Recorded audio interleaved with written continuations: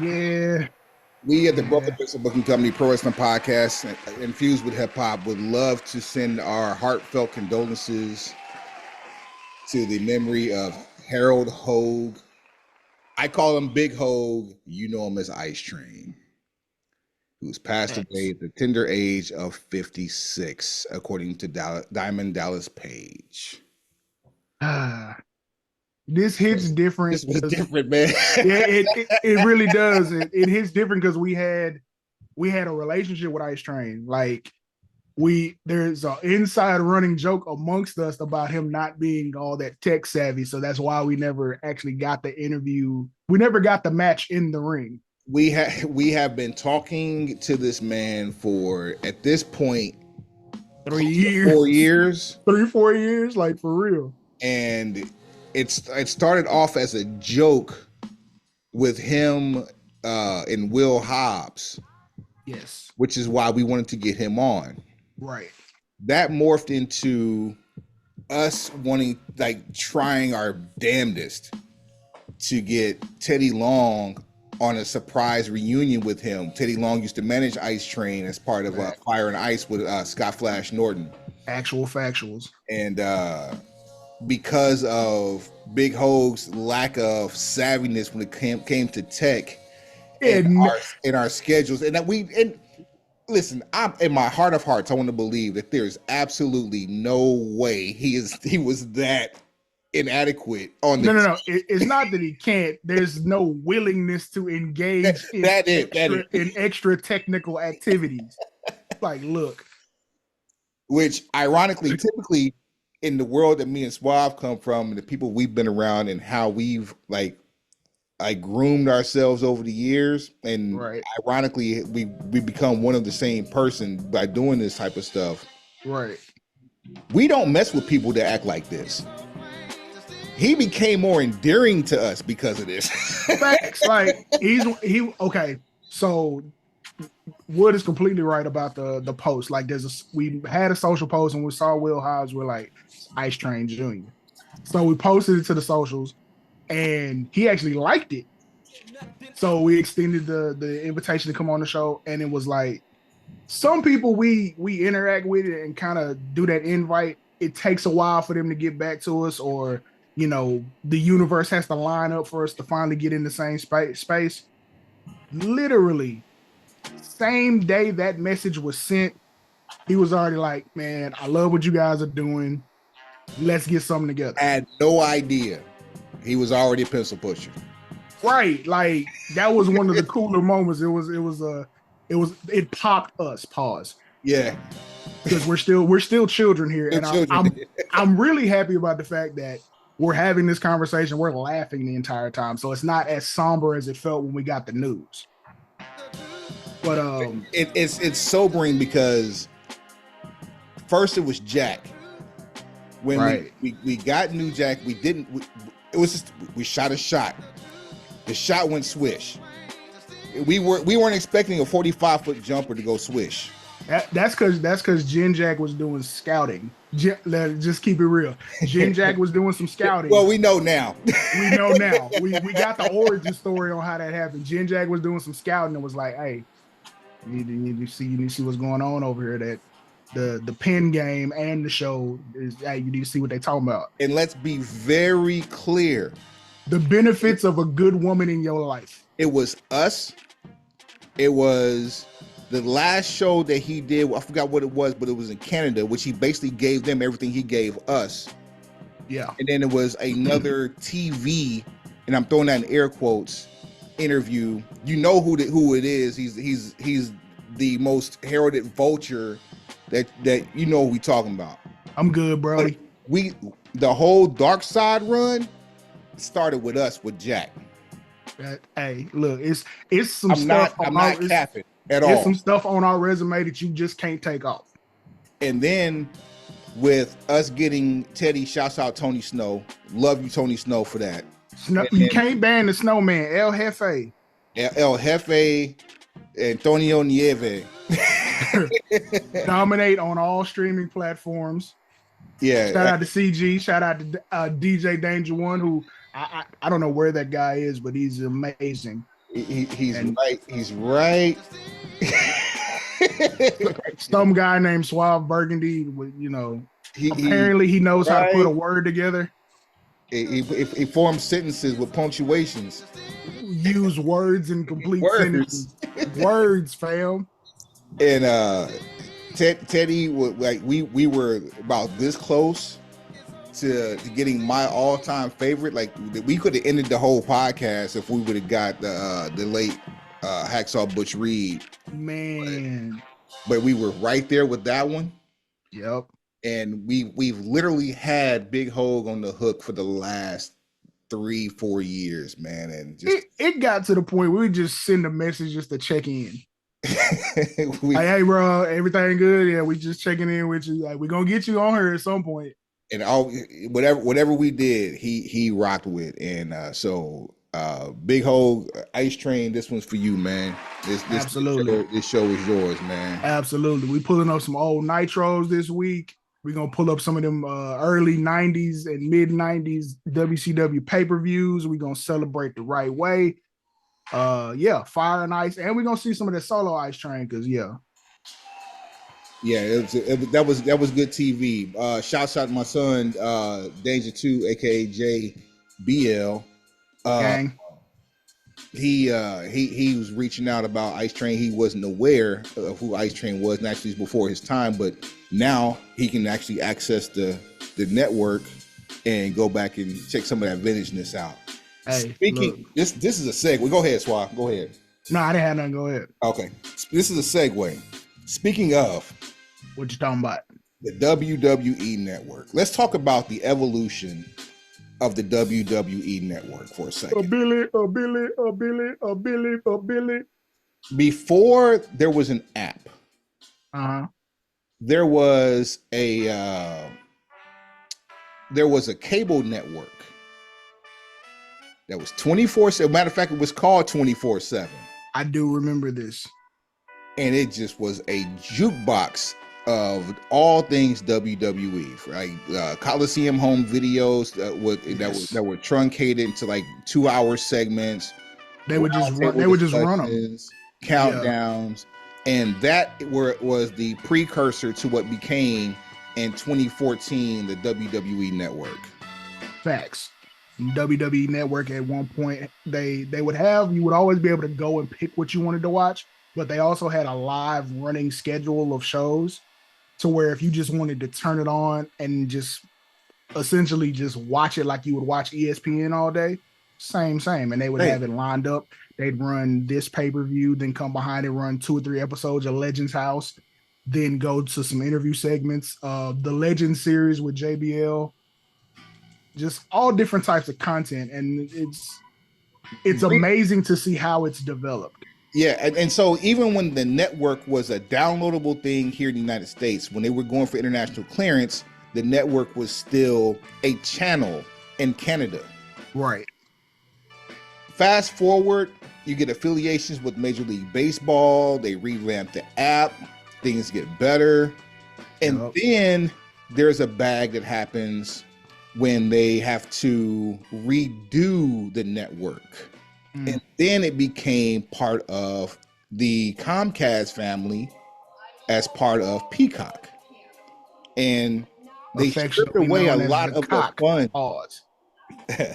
They stripped away a lot of the fun that the WWE app was, but they still gave you a ton of that content. But a lot of it got pulled for a couple of different reasons. One being there's some stuff in the WWE library that is a little too risque for an NBC affiliate app over the top platform. Excuse me. There are some moments in WWE's history that you probably don't want to relive if you weren't there the first time to see it. And there's the fact that there's moments from WCW that aren't always the greatest. ECW had its issues, not the least of being their refusal to clear music, but still use it. So that's why now you have a completely generic sound bed for all entrances and New Jack matches, which New if Jack you matches live, don't even have commentary anymore. fam, it's just one long music video of a fist fight with weapons being used. It used to be Natural Born Killers on a loop. And a ton of Joey Styles saying, "Oh my God." Yes.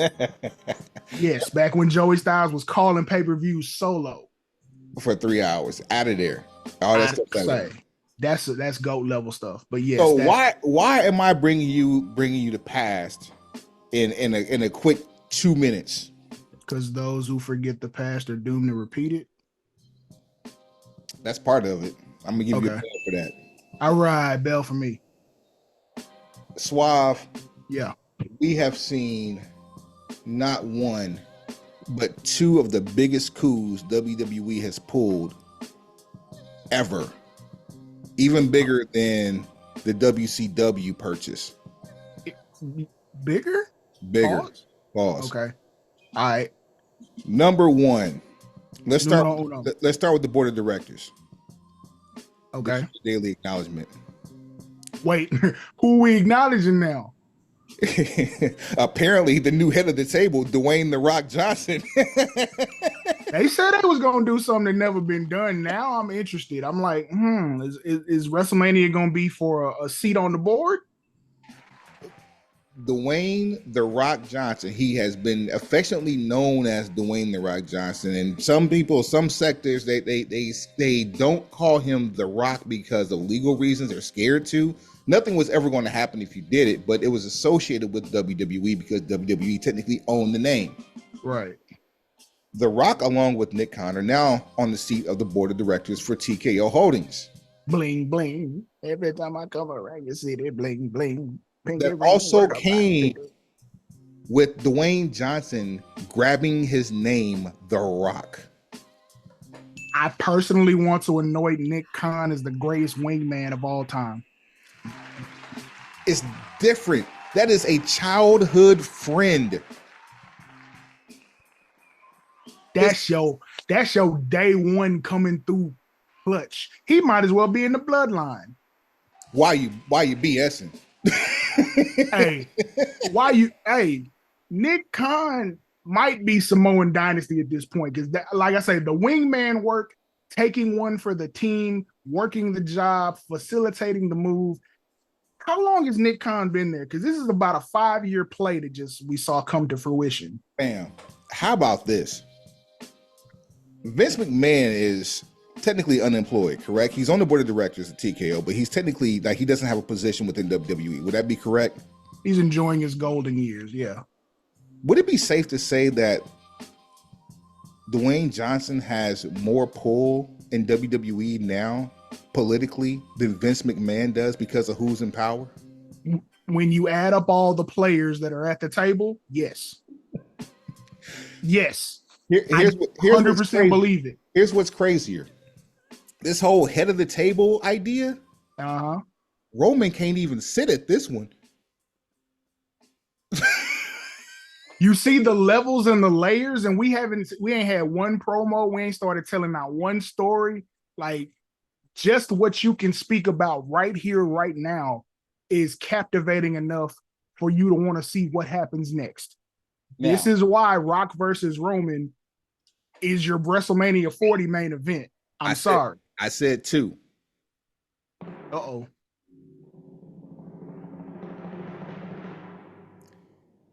WWE has their new home for Monday Night Raw. Where's that? Netflix. We volleyed that back and forth across this podcast on several different occasions where we thought about where it can end up. Would it be ESPN Plus? Would it be Hulu? Would it be an over-the-top platform? Would it be Amazon Prime and Netflix? I was certain it was Amazon Prime for a number of reasons. We even heard FX. They tested the waters and have successfully ventured off into doing live programming with the NFL. They have the bandwidth. Hell, the NFL's schedule was curated by AWS. It doesn't get much more dynamic than that. But didn't I tell you, with all the changes that Netflix was making, like how they were cracking down on account sharing, and it seems like they were adding more to the monthly subscription price, but not necessarily giving you more content. There was no value. There was no value. And the next step for them was either to start buying some content to add, or go into the live sports realm. Oh, but Suave. Aha. So to date, I only recall, I believe, a comedy show. I think there was a concert. No, the concert was Amazon. So it was a comedy show and a reality show finale that was fumbled in real time. Have been the only live things on Netflix that I can recall. Give them the ticket on the bag, Suave. How much they walking out with that Birkin for? 5. So it's not 100, it's not 1,000, it's not 50,000. Not 500,000. $1 billion. $5 billion. Dr. Evil has struck again. $5 billion. I don't really know how much was the Fox deal for just SmackDown. $2 billion over 5 years. They just got $5 billion for Raw. Not to mention what they got 5 times. 2.5 times for Raw. There's more to this deal. So there is more to this deal. And just so people who may not be in the know, SmackDown is coming back to USA, and NXT is going to the CW network. And CW is under a massive rebrand at this time as well. Wait. Hold on. What it is? The CW network is now known professionally across the board as the CW. Okay. So name change, but it's still the same. Same, but different. Right. We know. This is also the home of the National Wrestling Alliance. So you have the National Wrestling Alliance and World Wrestling Entertainment. Mr. Corgan. Under the same on the same app for essentially the same network. Go ahead. Yeah, go ahead. Right, because there's some very cool possibilities that could come from that. Peel back the layers of this onion. Facts. So there's $5 billion in the US. Monday Night Raw will go to Netflix in the year 2025. So we will enjoy this last year of Raw on the USA Network, and in 2025, it's live streaming on Netflix. Raw just had episode 1600. All but maybe 100 of those episodes have been on the USA Network. The other ones were on the national network. Yes, which later became Spike TV and then became now Paramount. Right. Yes. So that's domestically. Internationally, all of WWE's content will be on Netflix. Everything. Raw, SmackDown, NXT,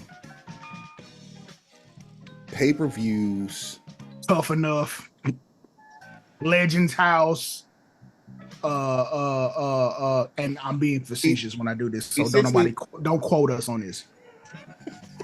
I mean, you know how the internet is. People are stupid. Like, I'm making jokes about shows that don't even have first run content anymore. Essentially, the same thing that happened when Peacock went or took the WWE Network, and you had the WWE Network overseas.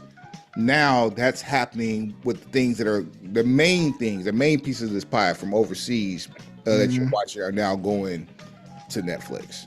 Yes. Now all the network the WWE network components, like the library and all that, that remains with Peacock as they still have a lease on that. What a time to be alive. So we're in what, year 3 of 5 for Peacock? Is it 3? For some reason, I feel like we're at 5 already. We might be, I might be, I might be turning the clock a little slower than everybody else. Who knows? I'm trying to remember. Wow, 2021. See? Oh, so we in year 4. Wait, hold on. So no, this is is 3. no, we're not. No, we're still in 3. 4 will start on April the 4th. They said the standalone network ceased operations in the U.S. on April the 4th, 2021. Right. So, yeah, 20 April. Like, was it WrestleMania? Was the no? Was it? We did get a WrestleMania was the first. We got WrestleMania 37 on Peacock. It was the in Tampa. It was the outside when they went back outside, right? And you had a bunch of glitches during the broadcast because that was like their first try on Peacock. And it was raining. Yes. All of the above. Yeah. That's Drew versus Bobby. That's Sasha versus not Sasha, Bianca versus Chick Flair. No, that's you had it right the first time. That's Sasha and Bianca. Yeah. Oh, that's right, because they were both black in the main event. That's right. Yep, that's Bray Wyatt and Randy Orton. Oh man. The return of the Fiend from like the metamorphosis of the Fiend. From being brutally burned, like, yeah, it's a different time. But yes, it's a different time. You just have to, Still a good Mania though, especially considering it was back outside at 25% capacity. It was still worth every minute of the watch. And it was the rain delay wasn't that long. It was enough to scare everybody that was in attendance, including Michael Cole, who was visibly shaken. current AEW World Heavyweight Champion Samoa Joe was on commentary. Greatness. He was a correspondent. Like it's a, you know what? I'm gonna go back and watch that WrestleMania just to see if it makes me feel different. We need to go back and do a weekly recap after Mania. After Royal Rumble. I say a weekly recap of a WrestleMania. I like it. So we'll definitely put a pin in that, and we'll revisit. So we'll watch one WrestleMania per week, and we'll review that WrestleMania for you, and we'll probably randomize it. As a matter of fact, I like absolutely. Yeah, absolutely. We can't do them in order. Randomize. Yeah, randomize that though. Yeah. All right. Man, that's a lot. That's the show. Schwab takes like look, okay, peek behind the curtain. We were going back and forth about when we were gonna do this show because we were trying to get it situated last week, and then we had there was one news story that made us say, you know what? Let's wait till after Raw to see how this shakes out, and then we'll record the show. Well, the one news story we were waiting on turned out to be a whole bunch of nothing. Much to do about nothing. Much to do. Everything that came out right after that is what makes this show so much better, and now we're glad we waited. That one news story we were waiting on to shake out was Seth Rollins' health. Because apparently in his match and first of all, there will be no Jinder Mahal slander on this podcast at all. Let's get that. Let's make that clear.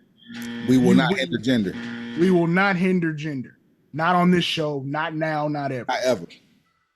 But in Seth Rollins' most recent title defense against Jinder Mahal, he suffered what he later came to unveil a grade 2 tear of his MCL and a partially torn meniscus, which by itself 1 second. is enough to make the average individual Zoe sit down for the rest of 2024. Yeah, I did. That was me in 2015.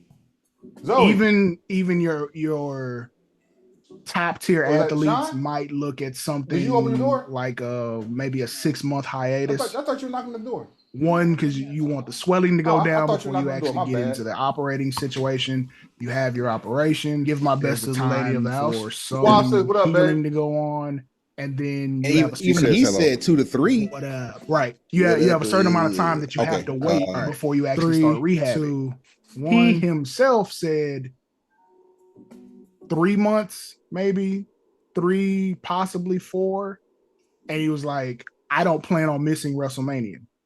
Can you tell the viewers and listeners when WrestleMania is this year? What's the date?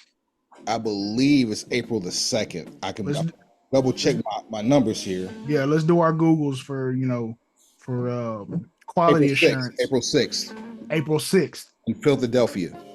He hurt this knee on what? January the 15th. So January the 15th, you heard it. And today is Tuesday, January 23rd. Yeah, my Lord. Yeah, my Lord. I said, yeah, my Lord. Yeah, my Lord. 20 and 20, 4 for 4. Would you like fries with that, sir? Always. No sauce. All right. What dipping sauce would you prefer? Today I'm going ghost pepper.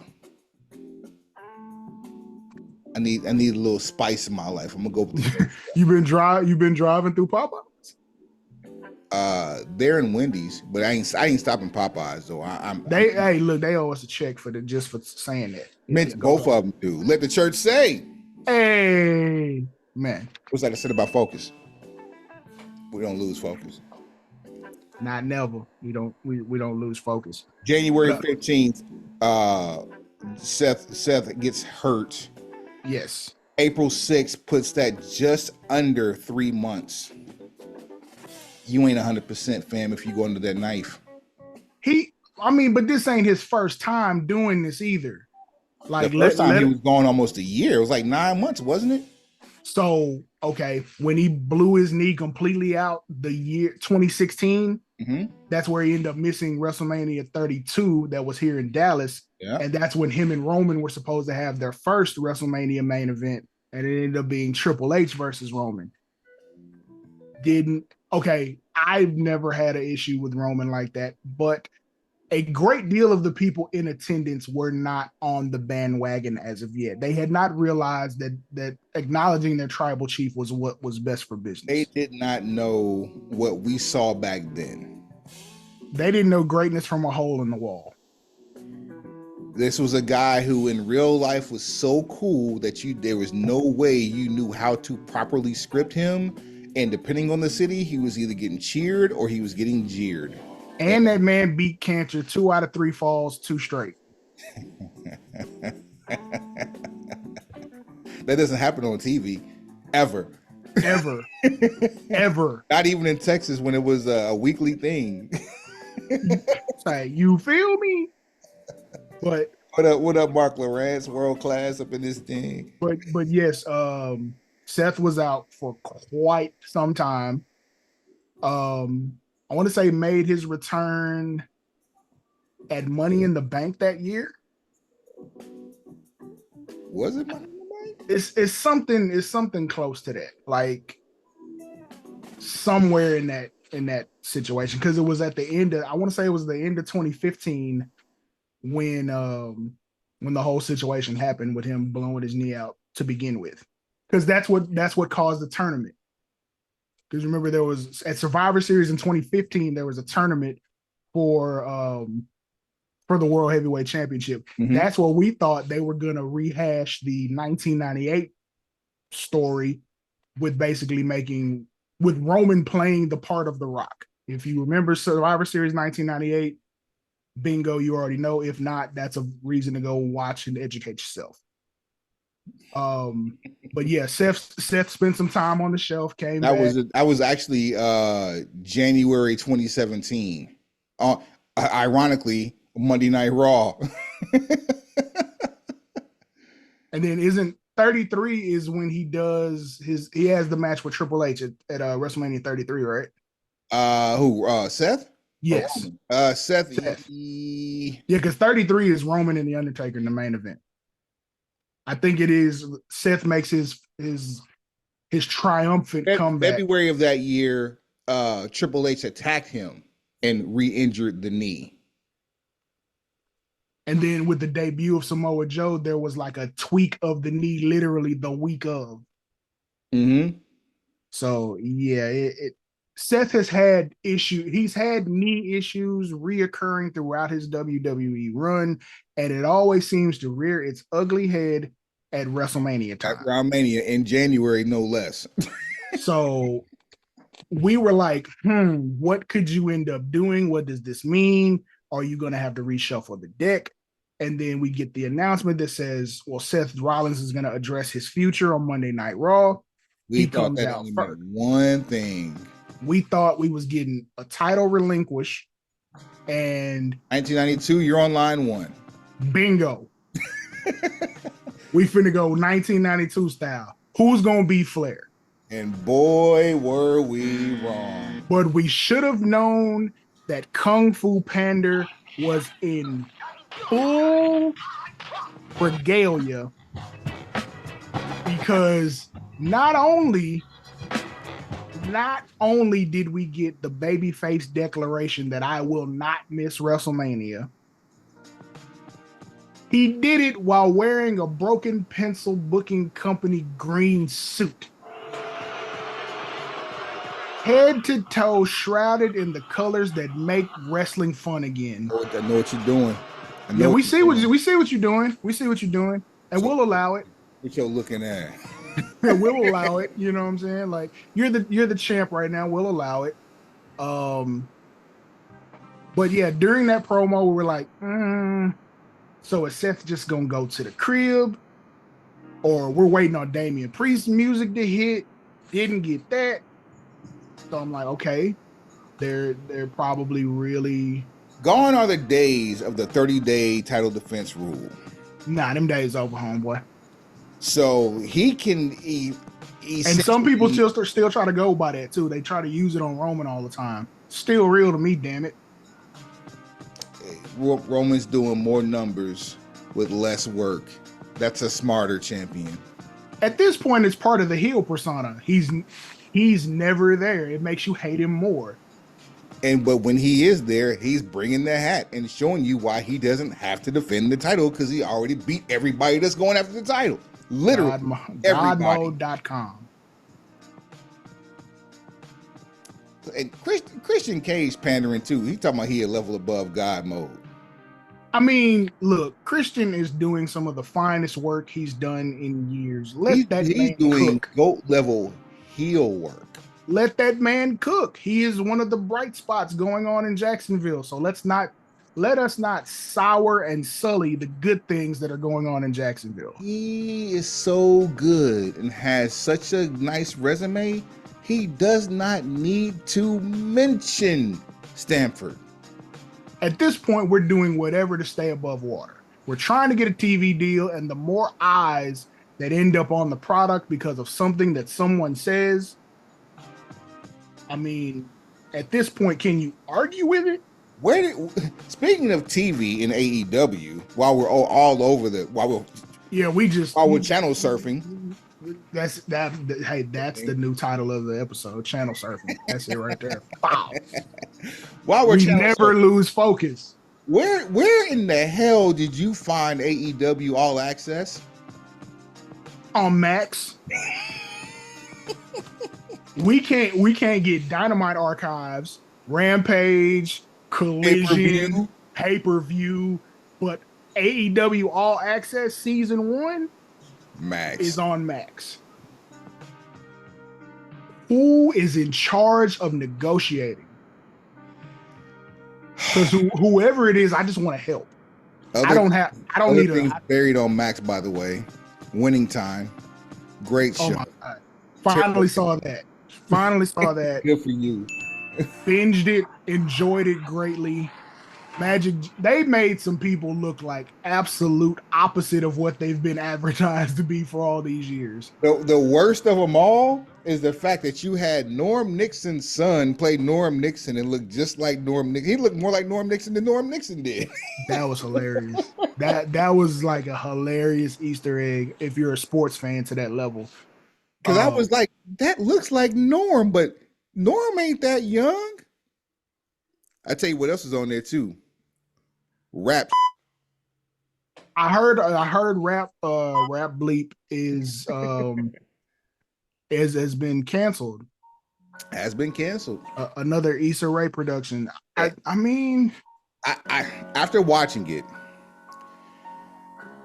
I liked it. I actually I loved it. I thought it was good. I haven't watched it yet. I saw midway, not even midway. I think I was in episode 3 of season 1. I saw how or why that show got canceled. Okay. You can let me know that after the fact. Yeah. See, yeah. Here's the thing with me. As an artist, as a rap artist, I have a hard time watching rap artist centric shows. Because there's always something about it I don't care for. You will relate on so many. That's the other part. If I relate to it too much, being from where we met, you will not be sour on this show. Okay. It'll bring back too many good, bad, and ugly memories about your journey. It depends because like you won't be triggered. You'll be pleasantly entertained. I'm gonna take your word for it that I won't be triggered because that was my whole reason for not watching it. Because I didn't want to be triggered. Shout out Space Los Coast to Coast. Space Los wasn't triggered. He also loved it. Space Los is way more easygoing. Logo Los is way more easygoing about a lot of rap stuff than I am. I'm easily triggered because I'm like, if we doing business, we doing business. If we doing homeboy stuff, we doing homeboy stuff. Pause. But don't mix the two or misconstrue it. And then when I ask you about it, it's I thought this was on the homie discount. And then when I try to get that same love reciprocated, oh no, we doing business. Oh, word? Right on. So we got off the rails. We didn't lose focus because we're gonna bring it back. We were talking about Kung Fu Panda and his knee situation. Yeah. Do you remember who else was involved with Kung Fu Panda during that whole Triple H thing in 2017? You mentioned them about in before dealing with WrestleMania 37. 37. You mentioned him talking about 37, but he was also involved in the 2017 storyline with his knee. Joe. Correct. So Samoa. So during the build to WrestleMania, because Rollins had gone to NXT, and this is during prime NXT, not the other stuff, not the developmental. Like prime NXT. Black and gold, white hot. Black and gold supreme. Like this is like where all main eventers. The Saturday show was putting pressure on the Sunday show. That NXT. The pay-per-views were can't miss. Right. Rollins showed up there. Like everything they were kind of going outside of the box a little bit, making things kind of cool. And then on a segment on Monday Night Raw, Triple H is, playing his role. And then all of a sudden there's a hired assassin that shows up to get on Seth Rollins' case, happens to be Samoa Joe. And Joe goes for a rear naked choke, but jumps on Seth's back. And when he does that, Seth's knee buckles. Ooh. Nasty. What you call it? Nasty work? That's nasty. Nasty work. No bing bong. Hey, yo, don't you ever disrespect me. But yeah, that knee buckled, and it was like you could see the way he had to wrap it up to get through that match, and it made a difference. I don't know if, it helps the babyface persona. It obviously helps the narrative. It's his opportunity to main event one night of WrestleMania, which I guess is the last thing he has. It's the last thing he needs to do because he's never gone into WrestleMania as the champion. And has he had a show closing match? Who I don't Seth? think he's done it. I don't think he's ever gone on last. 32 would have been his opportunity. 35, but because of what was going on, like Lesnar just said, if I'm not last, I'm first. I'm first, and plus I don't know. We got a good one though. I don't know if he wanted to be the last match on an 8-hour show. Because it was literally 8 hours. That was a long, yeah. That was from the time they got there and watched prelims to the time everything was over.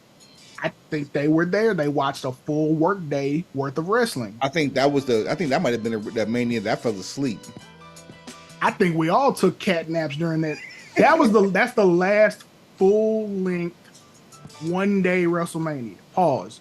And to the point that Kofi versus at that time, Daniel Bryan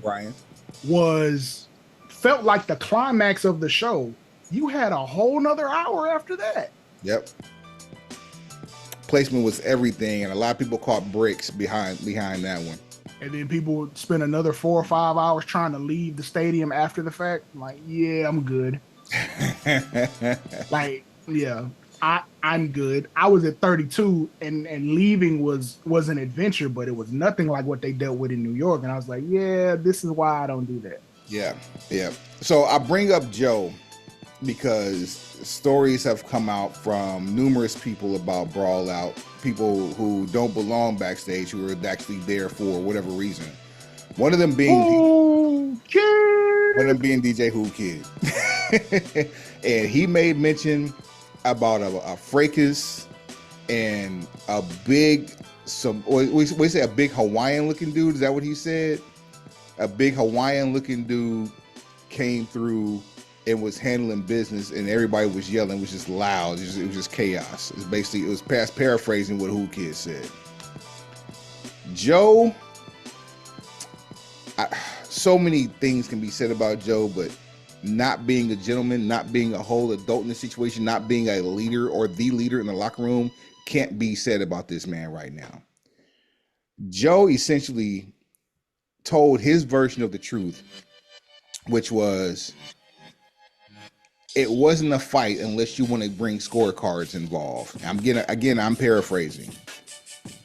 It's unless you want to get scorecards involved, you're not talking about the level of fight that everybody else is talking about backstage. I mean, there was an argument, but it wasn't really a fight.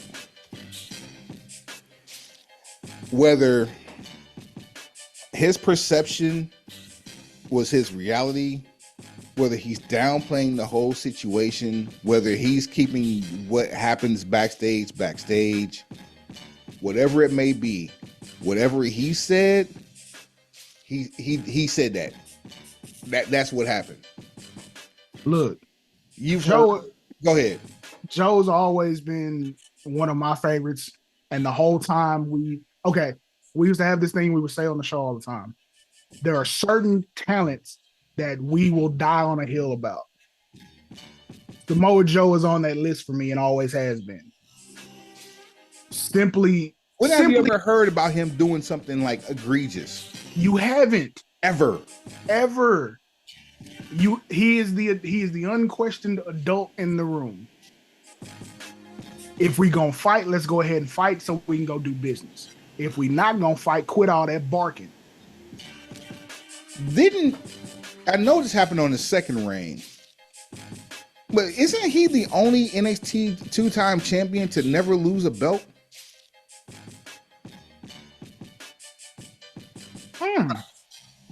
Because wait. No, he lost the belt. He lost the Finn, right? No, he lost to Shinsuke. Shinsuke broke his jaw too. Oh yeah. Yeah, you remember that takeover where yeah, he ate a Kinshasa and then couldn't eat any solids. Yeah. So he might have been a 3-time champion then. I think that might be it. He might be the first 3-time champion. 3-time champion. Beat Finn, lost it back to Finn.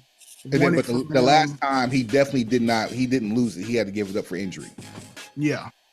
Because he beat Karrion Kross, right?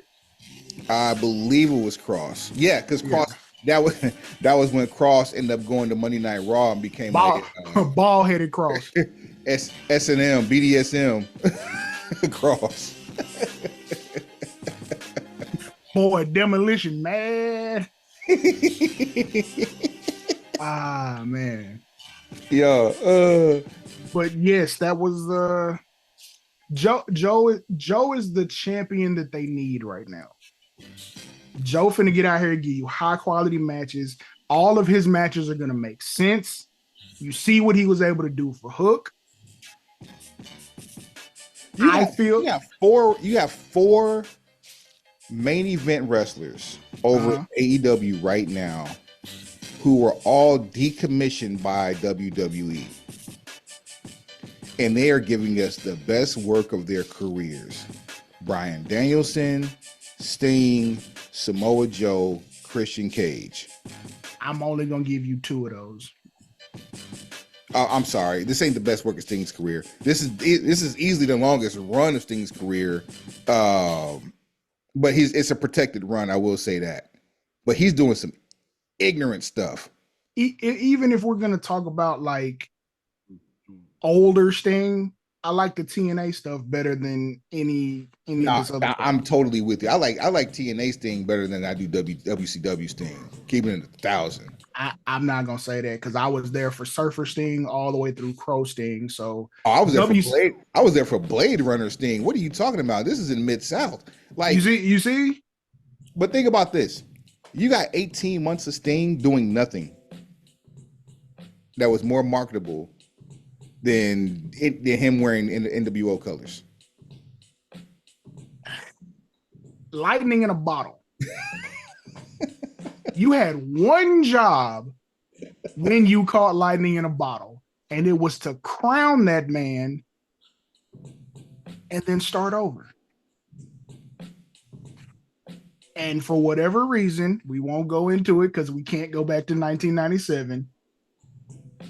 It didn't go the way that many fans thought that it should go. And because of that, history is different.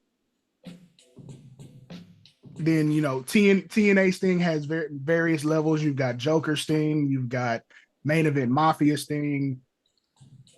Main Event Mafia is one of my favorite factions of all time. I can't say it's my absolute favorite. Main Event Mafia does not get enough love. I keep it real on that. But for TNA, that may have been the best faction for TNA. Even the energy around Sting's WWE debut was sky high. Just so happened that we were in a situation where it may have been better for him if he had never shown up. Because we only really wanted him there for one reason. We never got that. So I'm almost like, you know what? We would have been better off. Now, Sting's pocketbook would say something different. His checkbook would say completely different. But from a fan perspective, it's like, I could have done without this because y'all played in our faces with one of the greats. Because WrestleMania 31 was what it was. It was a nostalgia act. And then he ended up taking the L. And then he had a couple of other cool moments. And then you had the match with Seth Rollins. And Seth Rollins went Seth Rollins. And according to Bret Hart, we're not co-signing anything anyone says. Do we have that quote? We need to read that quote. Let me see if I can find it. Talk to these people while I find it, because it was rough. Buckle bomb in the corner, decommissioned Seth Rollins. More than likely, it was never confirmed, but it was a neck injury that possibly could have been a fractured neck or even a severely pinched nerve. Either way, it was enough for WWE to tell Sting to sit it down. They give him the Hall of Fame honors as a proper going away, a proper goodbye, and that's that. So I found the quote. Okay, so it's basically, tell me who you're talking about without telling me who you're talking about. So what Bret Hart is about to do. The quote comes via Bill Bahati at TDS, and the quote goes as follows. What goes around comes around. And our friend here is learning that the hard way. Don't waste your sympathy on him. Save it for Finn, who lost valuable time due to an injury caused by Mr. Karma Chameleon's reckless behavior. Finn, Finn deserves our sympathy after injuries cut short his momentum and years of progress. While he still has a long way to go in his recovery to the top, at least he's making an effort. Ultimately, this situation boils down to the principle of karma. You can't feel sorry for him. The hitman is living up to his name with these shots fired. Pow, pow, piggity, pow, pow, pow. Click, click, boom. Man, I don't even. Bret Hart, grumpy old man, get off my lawn. All these things come to mind, but he's never off base. Like he's can't miss with these words, and his assessments are spot on, even if you care not to hear from him. It's all right. It's all right. Also on the table. Oh, we had technical difficulties starting this show. We were supposed to do this show a few days ago. And as we started the show, I was telling Suave I had beef with TNA. Suave wanted to know why I had beef with TNA. I did. First of all, TNA's back under the name TNA, in case you've been under a rock. They got a fire collection of belts in their collection right now. So in their possession. TNA has done the most to bring back the nostalgia of the original TNA while moving forward. So it's an amalgamation of 20 years of history with this wrestling company in all of its forms. The Global Force form, the Impact form, the Dixie regime, and the Jeff Jarrett regime. All it wrapped up into one. What they failed to tell people was, on this very first episode of the rebranded Impact Wrestling show, TNA Wrestling, or TNA Impact rather, to recheck your DVR, because mine is still trying to record Impact Wrestling, which doesn't exist anymore. And you know what they did, Suave? You know what they did on this first episode? What do they do? Take a wild guess at who wrestled on this episode. Chief J Strongbow. You said Jay. You got that part right. But the Chief and the Strongbow, swing and a miss. Jay Lethal. It's just really a first initial of a first name. Like, JBL. Hell no. Wrong channel. J. It's the first initial. J. Tell you what, I'm just going to get this out the way and make it easy for you. Please. Josh Alexander versus Big Bruv 2. I mean, if we're trying to get eyes. For free. And you don't bother to tell people to recheck their DVRs so that you can actually get. Now, I believe this show is on YouTube now. They had a busy week of belt rollouts. It's just something that got overlooked. Yeah. Also, overlooked was the goodbye in the title change. Trinity and A is now gone.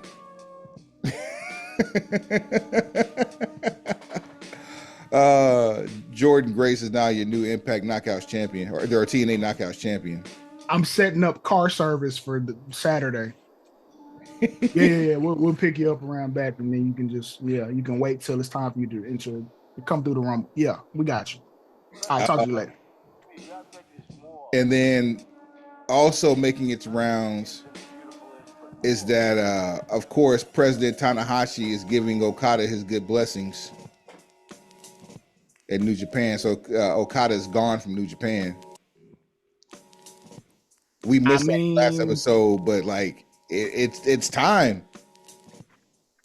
I mean, that man is free to go wherever he wants to go. And if he wants to expand his global footprint, there are people willing to pay him. Now, we know who's probably willing to throw more money at him and accommodate more of his demands. However, there is a group that does have a substantial amount of money, who does know who he is, who are more in a place to take advantage of his in-ring talents than maybe the previous regime in Stanford. And they have the one thing working for them, that he wants to work a WrestleMania. Do you think it can wait another year? Reason why I ask. Why would it though? Reason why I ask is you had Forbidden Door, was it 1 or 2 this past year? Was that 2? Yeah, this year was still 2023 was Forbidden Door 2, correct? And yeah. Okay. Yeah. Main event of that one was Bryan Danielson versus Kaz Okada. Right. Kazuchika Okada, for those that need to know how to pronounce his name. Not Kazuchika, it's Kazuchika. Listen, it's the internet. Not everybody's smart. And truth be told, it's really Kashka, as the U is actually silent. I digress. If you do me a favor, I know you're in the middle of a story, but could you tell people how to pronounce the Stone Pitbull's name, please? You haven't done that in so long. Pause. Tomohiro Ishii. There are 2 I's. You pronounce both of them on the end. That is 3 I's in the name. Tomohiro Ishii, not Ishii. Ishii. Thank you. I appreciate you. Continue. WYBA. Anyway.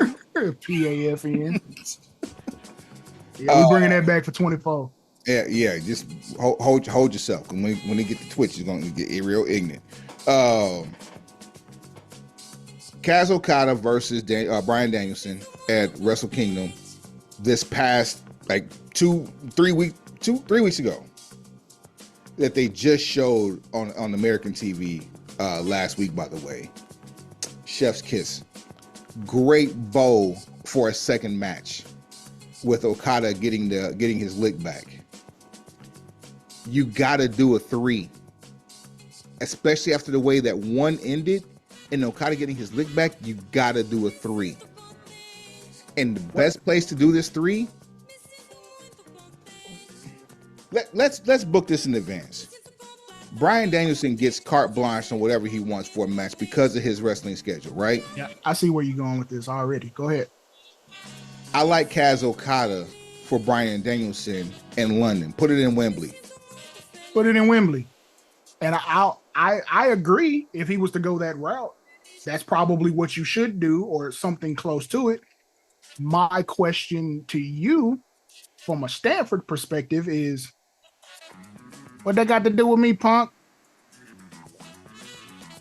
That ain't got nothing to do with me if I'm in Stanford. I don't care nothing about that. What if hits Herb? What if Kaz Okada signs to the E? They let him keep his name, and they let him put it in Wembley for number 3. Who in their right mind would allow that to happen? Why? I don't even want to get into the how, because the how doesn't exist. Tell me why. Why? That's all I want to know. Just give me the why. If you're an executive in Stanford, or you're on the TKO board if I'm on a TKO board of directors, I don't even care that there was a 1 or a 2. Okay, exactly. I watched 2. I didn't care that there was a 1. So the only person was the 1. I guarantee you, the only person that's currently on the board of directors that watched either one of them just got there today. 100%. Now, so we'll go into the Stanford offices and just deal with WWE. Why? Why would they agree to that? What benefit does it give them to agree to that with a contracted talent? let me ask you this. The last time WWE did anything remotely close to this was when Ric Flair was inducted into the Hall of Fame with the Four Horsemen while he was under contract to TNA. And a certain talent from WWE was sent to Slammiversary while under contract to WWE. Do you remember who that talent was? I'm trying to remember. Is that how they got Christian? That's exactly how they got Christian Cage. Yeah. Okay. I was getting a little twisted on the story, but I was like, I know there was a talent trade once before, and it was like, okay, but Christian went on to do some great work in TNA. But at the time that talent trade took place, was Christian standing at a point to where Stanford thought it was gonna matter? It was a raw, if you're looking from a stock up, stock down perspective, TNA got a net neutral. I think that was the only person that Stanford was going to give up to get Ric Flair for a Hall of Fame. So I think we got, yeah, you weren't getting Cena, fam. Yeah. I don't care what year it was. I don't care if he was still wearing throwbacks and Reebok pumps, you weren't getting Cena. I don't even remember anybody else that was in WWE at the time that had already done time to significant portions over in TNA. But then again, the only people who went to TNA and did significant bit of business. Let me get there. You go. For TNA after leaving WWE would have been Christian Cage. Jeff Hardy wasn't in WWE at the time. In fact, he was still recovering from the whole Sting situation. No. What year is this? Because we might be overlapping parts of history. Let's see. When did Four Horsemen go in Hall of Fame? 2012. Okay. So it's all this is the same time. So when was Christian Cage's other run in TNA? Didn't he have two? No, he just had one. Right. So wasn't that after? This is after this. Him going back. This is one more match because this is right before Edge retired. Okay, gotcha. So that's where I was tripping at. I thought it was no. He had already gone and come back. Gotcha. His run was like, I want to say 2, maybe 3 years.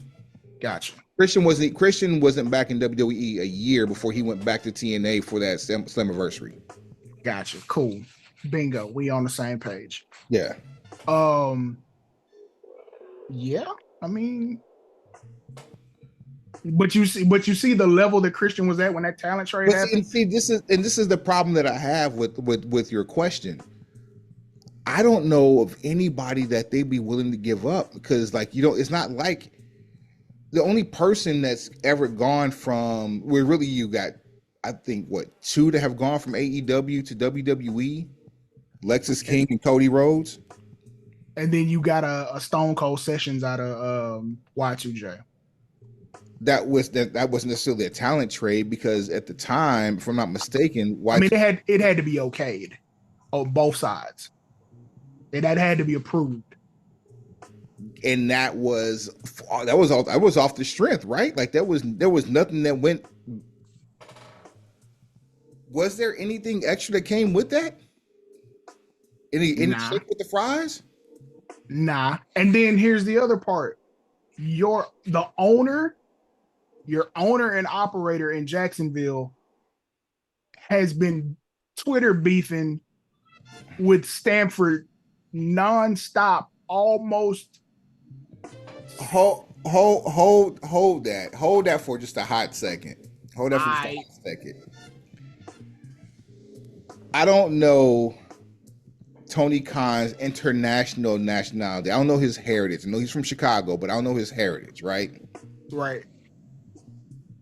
But smart money for me, regardless of how petulant of a child he may seem, he does do good business and he knows numbers. He was the vice president of statistics for the Jacksonville Jaguars. I think that was his official title. I don't know if he still is that is his title, but I know at one point that was for sure his title in Jacksonville. That said, how well have the Jacksonville Jaguars performed under his tenure in that particular space? I mean, piss poor, but I mean, they snatched Okay. the defeat of a playoff run from the jaws of victory and actually got themselves axed out in week 17. So I mean, This very season. yeah, I digress. But let's say this: Same Tony Khan who would just hinder gender. do You you turn gender in, do you think that was a hinder? not for him, not for I've gender. always said the best form of free advertising is negative press. At some point, you got to know when to put the phone down. Yes, I totally agree with you. Shut the Erica Badu, up. Erica Badu voice. I can make you put your phone down. You need to put your phone down and stop whatever you're doing. Stop. But you turn gender into a ratings draw. Literally by tweeting, you got more attention for Jinder Mahal than you did for your own show. Night. Tony Khan made Jinder Mahal losing in Little Rock to Seth Rollins while getting a knee injury look like a bad idea. You see what I'm saying? Made his first main event in how many years? 10. Well, no, it ain't been that many. It ain't been 10. Chill, bro. I'm hindering gender. My bad. Don't hit. Yeah, there will be no Jinder Mahal there's slander no on this slander. episode. Yeah, my bad. But realistically, he hasn't had a main event since his title run in 2017, which was snatched away from him on a house show. Never forget that. Well, we know why. We know why, but we all happened know why. At a house show in the UK, which was crazy. But you made that appointment television. You half the time you're not able to do that for your own show. You made someone else's show's main event appointment television. A main event. And you were going up against a Monday Night Football playoff game. All because you took an unnecessary pot shot at someone who had done nor said anything negative towards you. And let's be honest, man. No, going back to 3MB, no one really wanted to hate Jinder. I don't know why anybody wants to hate him, period. Look, the dude is a professional. That's it. He goes to work and does what's asked of him. I love his business savvy, if you know what I mean. Yeah, shout out to his supplement line. We'll drop it by name, Jinder, if you want to come on the show and talk about it. But we already know why that probably won't happen. But we have to have some advertising integrity. Now, if you want to do a whole like rep code thing, like we're open to that too. But we just need to have some dialogue. Yo, how about this? Who was recently released from WWE and is doing a marvelous independent world tour right now? Ziggy. I wouldn't call him independent because he is about to sign or has signed with Impact. I mean, he popped up in a couple places you didn't think he was, though. That's also true. Yes, I'm talking about Ali though. Oh yeah. New America Ali. Mustafa Ali is doing the angle that we wanted him to do when he dropped that video when they pulled the plug on him. I don't know why he's not signed in AEW already, doing this exact same gimmick. Tell me why Jinder's doing it though. But see, I don't know if he's gonna keep doing it. Like he did it as a setup for The Rock and actually got some heat while doing it. Then he came back and kind of did it again with the build up to Seth. He had his match. There was a respectable percentage of the fan base who thought, you know what, it might be a good idea to go ahead and get this off Seth. There is no better time to do this, especially with what's going on right now in this country. Come on, man. Ooh. Hey, look, all I'm saying is the money is where the money's always been. They didn't move it. They didn't change the combination. It's in the same safe it's always been in. Personal issues and things that are near and dear to the viewing audience being under siege is 100% a way to generate cash. The foreign menace on domestic turf always works. There's never been a time where it didn't work. Rest in peace, Sheiky baby. Sheiky baby. Good try, Terry. Colonel De Beers versus anybody. Sergeant Slaughter. Sergeant Slaughter. With the triangle of terror. Wait, Sergeant Slaughter versus anybody both ways. Pause. As the U.S. hero, as the anti-American. Right. Ludwig Borga. Nikolai Volkov. Good one. Boris Zukov. Nikita Koloff. The Koloffs. Even Japan. The Great Muta. What? Mr. Fuji. Facts. If you really the Orient Express. If you really want to keep it a buck, even though he was gang, Yokozuna. Facts. The first run, yes. Yes. It's another foreign menace. Oh, Muhammad Hassan. Oh man. We can never see him again. Tiger Ali Singh. You know he's a principal, right? Yeah, he's a principal in like New York or something. Yeah, Tiger Ali Singh was another one. We'll never see him again. Shout out to our OG, the Sultan. For those of you who remember that brief period of 1997. Yeah. Who's another? We need a tournament to crown the greatest foreign menace of all time. The greatest foreign menace. I mean, hell, if you have to go back and do some YouTubing on the original Sheik, but foreign menace. Foreign menace. And you know who on the cool will be the greatest foreign menace ever? They just haven't pulled the trigger. Walter. They tried it. So he's so good. That's part of where that name came from. It just that's not bright. Yeah, he's so good in the ring that probably would have damaged his career unless he would have like gotten future endeavored or something like that. But they need to keep him in WWE. The best thing that ever happened to Walter was when they changed his name to Gunther. They dropped that last name. Yeah, that last name is what had it almost. Yeah, it would have been grand opening. It was cancelable. Soon as you were to hear that name and then do the Googles, I guarantee you, even with the SEO and turned up the full volume, that wasn't going to be the first thing to come up when you Google search. I mean, if there was somebody that actually committed an egregious crime against humanity that had my name, it could be argued that I would be named after him naturally because I would be younger than that person. But I guarantee you, my list of nicknames, they move up in priority. Oh, Vladimir Kozlov. Yo, how about this one? Everybody knows him as Barry Darsow or the Repo Man, right? Crusher Khrushchev. Crusher Darsow became a Russian sympathizer and aligned with the Koloffs and became Crusher Khrushchev, literally overnight. Does Kamala count as a foreign menace? Absolutely. He's the Ugandan giant. Facts. So he didn't do the anti-America sentiment, but he was opposition. Oh, but I know who did. Who that? Who brought Kamala to the dance?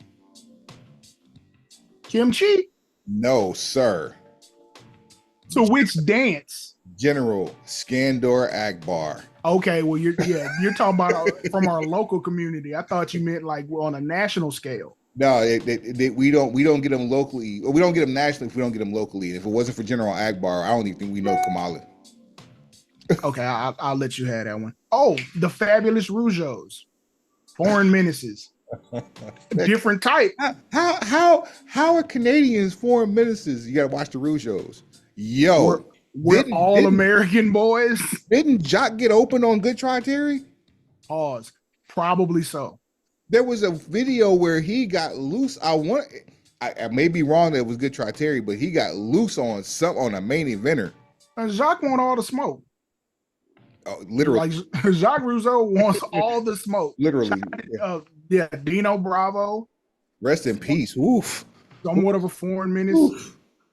Earthquake was from Canada, and he was the Canadian Earthquake before he was just Earthquake. So technically, foreign menace. Oh man. Bill Watts created one that in alignment with Eddie Gilbert. Uh, Hakushi, Akushi was another. Oh boy. foreign menace. I'm finna get in my bag here in a minute. What's the dude from WCW? I want to say his first name was Kaz. It was Kaz something. CW Kaz Hayashi. That's what I thought you were talking about. Yes, Kaz Hayashi. Is that the one that broke Hawk's arm, quote unquote? Who was that broke Hawk's arm? Like an arm, it was like some kind of arm bar where Hawk went solo for a minute. I know what you're talking about, and I'm not 100% sure who did that. Let's see here. Hold on, I'm trying to find foreign menaces in WCW, because this was trying to think about who really got a little bit of burn. Well, Lord Steven Regal. The Blue Bloods, him and Dave Taylor, and shout out to Sir William, aka Bill Dundee. They didn't have a kind opinion of Americans. Eddie Gilbert's guy was Korchenko, and who was with the Koloffs. It was one of these Bill Watts angles where he had to bring another Russian in to get buried by a Russian flag. Wasn't the Great Kabuki a foreign menace? He was definitely a foreign menace. It was Bill. Very Kabuki-ish. We got Muda. We got who else was a foreign menace? Yo, who was that? Who was it? Was it Muda that got choked out? Johnny Weaver for Dusty Rhodes? Ooh, I don't know. That's wow. Let me Google that. Who choked out Johnny Weaver? It was a Japanese wrestler. I can tell you that. I want to say it was Muda, but because it was around that same time because Gary Hart was bringing in all the Japanese stars. Johnny Weaver put somebody in a sleeper hold. I'm trying to find that now. Oh, I'll give you a foreign menace. The Toru Tanaka. That's one of them. What the Vashons foreign menaces? Mad Dog and Butcher. Okay. I'll take it. Are you a foreign menace if you're from parts unknown? See, that's a whole different animal because I was about to say the missing link. That's a different animal. I was thinking of when I asked that question. We never lose focus. Yeah, that's who I was going to ask about. Okay, so parts unknown, we can't really do that. That's a tournament. That is a tournament. So I think we should go back and write those down and knock off a tournament, find out who the greatest foreign menace of all time is. And we shall say all that to say, if they would just give Ali a chance, time and a chance, we can move the needle because New America Ali, from what we saw, best for business. Man, really, really good for business. And it's good. It's the good kind of heat. It's polarizing heat. Like you're either going to love it or you're absolutely going to hate it, but there's no in between. There's no board of this. It's a galvanizing heat. Do we want to talk about the Greensboro build with one particular aspect, or we want to wait on that? I mean, we can, because if we don't do it now, we'll probably never bring it up. So we don't care about it. Oh, let me back up real quick. I jumped over this. We were talking about Okada. That the article that broke the story about him possibly signing with AEW or AEW being the front runner for him to be signed was a Sports Illustrated article from Justin Barrasso. Mm-hmm. Justin Barrasso has been pretty can't miss with the stuff that he's put out there, unlike a lot of these other online outlets. But Sports Illustrated, you can't be willy-nilly with your information with Sports Illustrated. Following the release of that article, Sports Illustrated laid off the majority, if not all, of its staff. That may be the last thing that we see from Sports Illustrated is an article talking about the landing place for Kazuchika Okada. That's crazy. And to be frank, like the hype around Kenny Omega that started while he was in Japan is largely due to Sports Illustrated. Sports Illustrated and Justin For Barrasso. for the casual fans, and you know what we always say about the casual fan, or for the fans who aren't crate digging Japanese wrestling at the time. Like you really had to be dedicated to watch Japanese wrestling because of how many different hoops you would have to jump through just to get the content. There are three things that Sports Illustrated has come synonymous for over the years: Swimsuit edition, iconic shots, championships, and the body issue. They added another level of clothlessness to their repertoire. Wasn't aware of that. Now you remember when they used to do the issues where they would have it would be athletes, they would be posing nude, but not in like the Playboy hustler sort of way, but like in the artistic statuesque. That became Did they do Serena Williams like that? Yes, Serena Williams. I think Prince Fielder did one. And the reason I know that is because I did one too, like post modeling career. See, and the reason I know about the Prince Fielder is because people, it was something I had to hear all the time. It was like, Suave, is that you? Like, chill, bro. Whoa. Chill, bro. Chill, ma'am. I want everybody to be cool. Pause. Hey, we don't all look alike just because we and him have a beard. We have similar neck history. Pause. Pause. But, no Roddy Strong. Yeah, nah. No, thank you. All right, so Nick and Matt Jackson are apparently. Hey! I want you to enunciate a little better when you do that. Nick and Matt Jackson. Thank you. Hit the bell for yourself. I don't want to.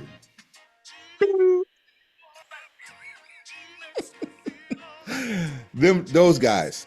I almost called them dudes. No, those versus spy. Yeah, those guys decide that it's in their best interest to take on Sting and YFN Darby at Greensboro for AEW Revolution on Sunday, March 2nd. And so that's a great day, no matter who's doing what. I was my planning was all off. First off, gang meeting up. Let's shout out for that. In the first one time, because it's going to be a whole lot of this, and please believe. Price just went up. Oh, I'm gonna be with some cigar aficionados too. You're gonna be with some players. You're gonna be with some players. This player city, you feel me? You coming out to my city? I'm gonna show you how it's done. What's the weather looking like? Am I going to purchase a real quality down jacket? Pause. Absolutely not. Okay, great. A fly t-shirt and a dry fit hoodie do you just fine. Because look, I was finna be on the North Face, and I'm really trying to figure out the whole merchandise situation. I'm sorry, in February. I'm sorry, March the 2nd is Saturday. I got some plan for that. March the 2nd is Saturday. March the 3rd is the actual pay-per-view, which is Sunday. Yes. So yeah, it's gonna be a whole lot of turning up before, a whole lot of turning up after. It's gonna be a litiation. So anyway, back on the letdown though. Right. These fools had the nerve to talk about using their real names as Nicholas and Matthew Jackson moving forward because they're throwing their weight around as EVPs of AEW. Now, the irony is everybody within an earshot of the internet can find out that Jackson ain't even their real name.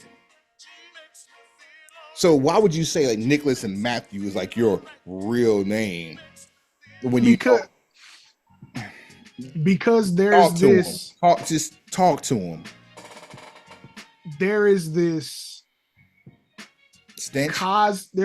Yes, but there's a cosplay element to everything they do that, whether they intend it or not, comes off as like backhanded sarcasm to the audience, to the level that it feels like you're disrespecting their intelligence. Like, you don't take it serious, so you don't expect them to take it serious, and because of that, nothing sticks. Now, before I go any further on that, I'll say this. Reportedly, Sting requested this. One, because he wasn't going to do a one-on-one match, which I was hoping for, but I mean, hey, his body, his choice. I'll tell you why I wasn't hoping for that. There was one candidate. Who? I'm not going to say his name, but it's a match I definitely did not want to see. Oh, no. If I was going to get anything from him in Sting's final match, it was going to be one last turn. What I would have wanted, and this is me if I had the pencil, it would have been Sting versus Darby. And it would have started as air quotes as a friendly, but the same turn we just discussed from the guy you didn't want in the match, that's how we would have gotten over that, because Darby needed to go over. Sting would have done the favors on the way out. Darby's a star. He gets another rub, pause, and then we move forward. Storyline only, because I do not want to go to hell for this statement. Okay. I would have loved for Sting to go out knocking Lex Luger out of his wheelchair. Now, granted, we know Lex Luger is no condition to get up from the wheelchair, but if he was, where did this come from? What is wrong with you? That one last turn for Darby and for Darby and Richard Fleer, not for Sting's going out as a face, going out on his shield. Absolutely. I mean, if I'm booking it, but we had a small heel run from Sting and TNA. Of course, he started his career off of Power Team USA and then went to the Blade Runners. Now, Blade Runners was supposedly a heel team. The Eddie Gilbert answer to the Road Warriors. And then Tomato Face Sting is. Didn't they try Tomato Face Sting as a heel as part of the Wolfpack? Him joining the NWO was already in we're the cool version, so he would have only worked as a heel had he joined NWO Hollywood. Absolutely. Joining the Wolfpack just made him a tweener. It's like you abandoned WCW, but you're with the cool version of the NWO. So Sting comes out to rap music and, has long hair again. I wish it was Foresight, because that would have made the main event Mafia far more powerful. I digress. I mean, revisionist history. But I take back the Lex Luger comment. Yeah, please. Like, we're gonna leave it in the show just so people know what the type of stuff you work on. There's context there, but yeah, it's the type of stuff you work on when you're at home. So apparently, things you say to yourself in the mirror, but you never let your friends hear you say. We gotta order you some new filters. Them old ones ain't holding. The filters you got now are trash, my boy. Yeah, my bad. Garbage. Throw it away. So Sting reportedly does not want to do a one-on-one match. Okay, cool. His body, his choice. We respect his wishes. So as a tag team match, I guess because of the interaction they had at Forbidden Door 2, there's that pay-per-view again. So good for bringing that up. The interaction he had with the Young Bucks, he was in favor of. And because of the crowd, well, I won't say because of the crowd he's playing to.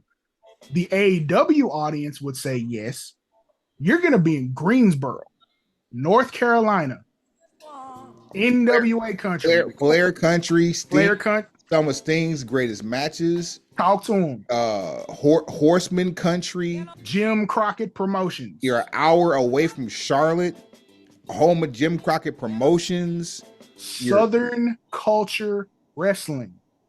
I-85 is straight shot from Atlanta. You're right next door to Virginia. Norfolk is 3.5 hours. Come on, man. They still believe in the 30-day defense rule. They need a championship match every 30 days. Or somebody needs to get stripped. Half of the crowd gonna believe in the over-the-top rope is a disqualification. If you jump off the top rope, DQ. You feel what I'm saying? Damn, Like, Bill Watts for that. let's hook them up.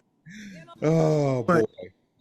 But but so they made it seem that Sting hand selected the Young Bucks. Now here's where it gets screwed up. The backlash to the Young Bucks being involved in Sting's last match was so over the top that they had to release that information to let people know that Sting chose this, we didn't, which ruined the idea that the Young Bucks were coming with this new character shift to say that we're going to erase that part of wrestling history. Mm. So it's like I say it all the time, and because of our new format, I can't say it, but you basically just stepped on your own pack. You cut your own pack before you put it on the street. You were skiing downhill with nothing on your feet. Just wasting baking soda everywhere. So Jeez, where you at? Talk to him. Hey. So you know what I'm saying? We corporate thugging CTE, but I digress. So now when the Young Bucks come back on television and they start to roll out this new character shift, I'm looking at it. One, this is it's not just acting, it's phony. Because the inner workings of the AEW office have become more entertaining and more compelling than what goes on the television shows. And now, because we have a situation where there are certain people who do not digest being disliked, they don't digest it well at all. So anytime there's any type of backlash from the AEW faithful, news gets leaked, and all of a sudden someone is able to say, this is why this is happening, because now you're catering to that internet niche market, and they want an explanation for any and everything, and they want it immediately. It's my money, I need it now. It's my money and I need it now. JG Wentworth, they are really with that type of energy.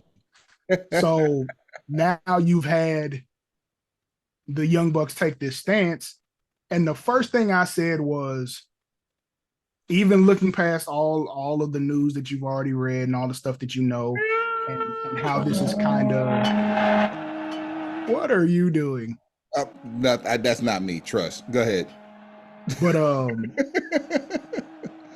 so you've done all this to save face, and you kind of stepped on the new gimmick. But the first thing I said, all things aside, this is 4 years too late. Man. If we had started episode 1 of Dynamite and they had that same energy, there may be a chance that I appreciate them now. Unfortunately, we're way beyond that. I can never. Verbatim, hit the bell. I can never, I will never, ever.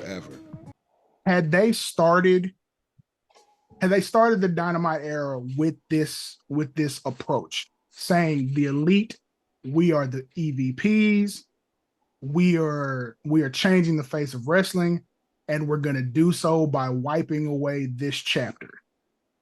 And then you would have had some hand-selected stars of yesteryear, and you would have targeted them. They could have been, bro, first of all, not only could they have been the new Legend Killers, we probably could have got the Briscoes on TV without having to lose Jay in the process. Rest in peace, Jay Briscoe. I agree. From the beginning of AEW, the stars needed to be the stars. And they took an approach of, we're gonna take the stigma of putting ourselves over away by putting over talent you've never heard of.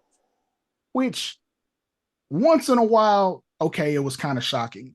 But what the company needed to be successful, what the company needed for the television to be compelling and successful, was for their stars to be the stars. You're not making brand new ones on night one. The first AEW World Tag Team Champions should have been the Young Bucks off top because they were the most famous in the company. Get them out the way. That's what you did with Jericho. That's how you justify giving him the title. And I was iffy on that. I understood it, but I'm like, see, should we just start this with a 1 year run from Kenny Omega? That's the WCW fan of you that had the reservations. If anything, this is me, strictly opinion here. If anything, it was someone like Kenny Omega who said, let's put it on Jericho because he has the household name. Whereas I'm with you. Kenny should have been the first. Jericho is pushing 50 if he wasn't already over 50. So you're making your very first world champion essentially in this industry a geriatric. He has far more years behind him than he has ahead of him in this industry. I get what you're saying on that. And then just the whole idea of, and this is hindsight being 2020, looking at Kenny's health struggles in the time that AEW has been a thing. It's like you got a 1 year title reign out of him, and you got a couple of very high caliber matches, and even the stuff with Moxley when it was unsanctioned. But Kenny Omega's been on the shelf every bit as long as he's been on TV. This is a fact, and I will say this. It's almost 50-50 booking. If we did, that's sad. If we didn't say this last episode, I'm going to say it now. Get well soon, Kenny Omega. Diverticulitis is nothing to play with. Right. Wish no ill. Full recovery, All the Kung Fu Kenny that I talk about, all this nonsense, all the jokes we make are jokes, and those are jokes about wrestling. This is real life. Real life is different. Absolutely. Get well soon. We wish nothing bad upon you. You've given us years of entertainment. We want you to be around for years more. And with what you were saying earlier about Sports Illustrated, Kenny is who had all the hype. Like what other wrestler do you know that's wrestling internationally that's getting pieces written about him in Sports Illustrated at that time in life? Right at that time, he was getting what Kaz Okada is getting right now, and people still don't understand the Kaz Okada effect. They understood the Kenny Omega effect simply because of ROH. And now, because the reach of social media is so much greater, and people don't really wait much for information, it doesn't mean as much. Like, hearing about Kenny Omega in Sports Illustrated at the time where he was winning the G1 for the first time, and this was like, and this is where this is leading up to the first, what was it, 6-star match that they had. You know what I'm saying? The one that had you searching for it. I mean, other than the fact of who gave it, I got beef and it's the wrestling fan in me. I got beef about that 6 stars. Like, you can't have a 6-star match that includes a table and outside play. This is why when we started the show for a brief period, we had our own rating system. Man, it got season 1. Go back. You got to check it. We did it. We tried it. It was, we can break it out at some point. Moment. It was a moment. Yeah, but a moment in time. That match is what got us John Cena versus AJ Styles in San Antonio for the title. So this is all 2016. Now, mind you, social media is in 2016. Social media is what? It's high on the list of priorities, but I mean just in years in existence. At least 10. In strong form, 10 years.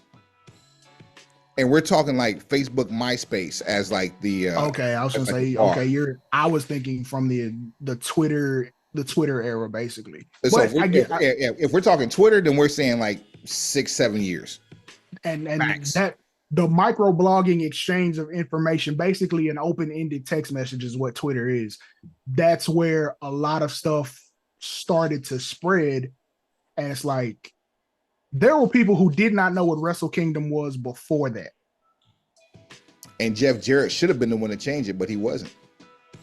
Hey, I mean, Shout out to Jeff. Shout out to Jeff. Because, Jeff was great when I met him. Who start game? You know what I'm saying? Facts. And we got to get that together while we're on the subject. But man, I'll take a couple weeks off, and then it's draft prep time. We can digest the NFL season after the Royal Rumble. We can digest the NFL season after they crown a champion. Hey, speaking of Royal Rumble, do we want to do a separate? You know who ain't gonna win for this? I mean, we here. You want to do it? Yeah, we channel surfing.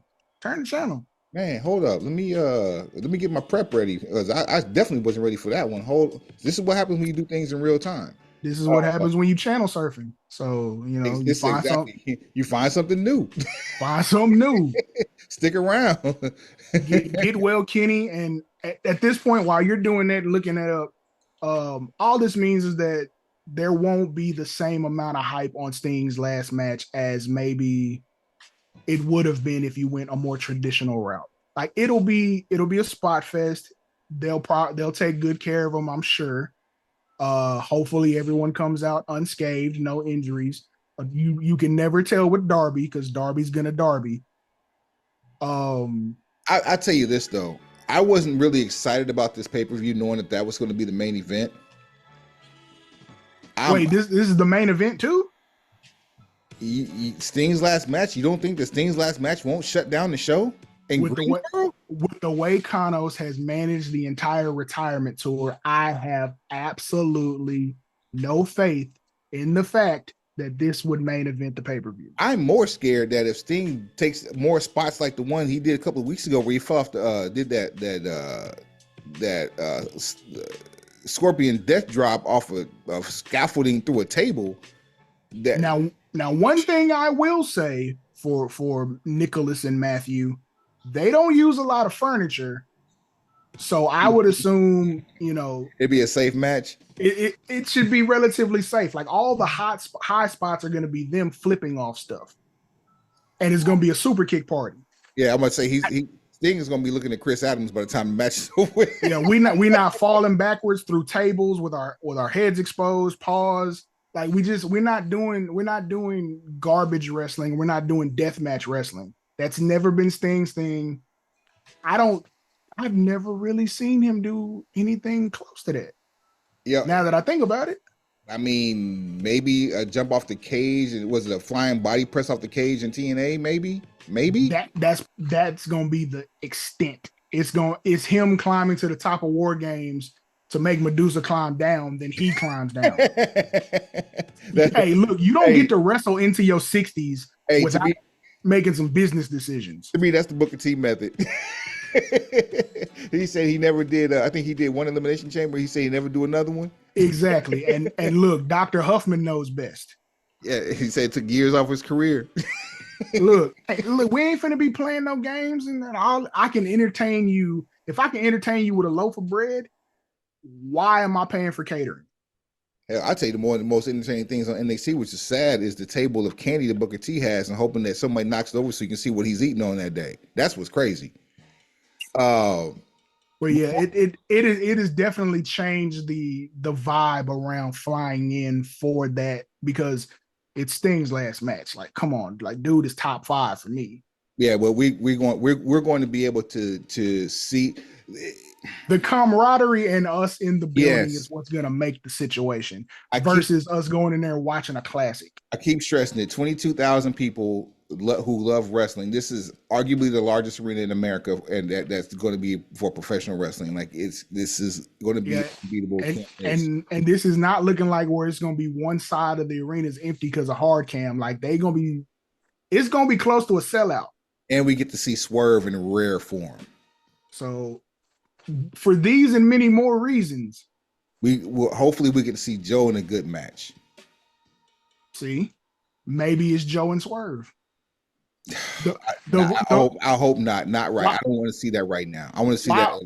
And the only reason I say that is because while we're channel surfing, it's been announced that the ranking system in AEW is coming back. Yep. I don't know how I feel about that. My thing is this: if you start something, you need to keep it around, because if you bring it back only for it to go away, and you keep this this win-loss record, the win-loss record means nothing if this rating system goes away.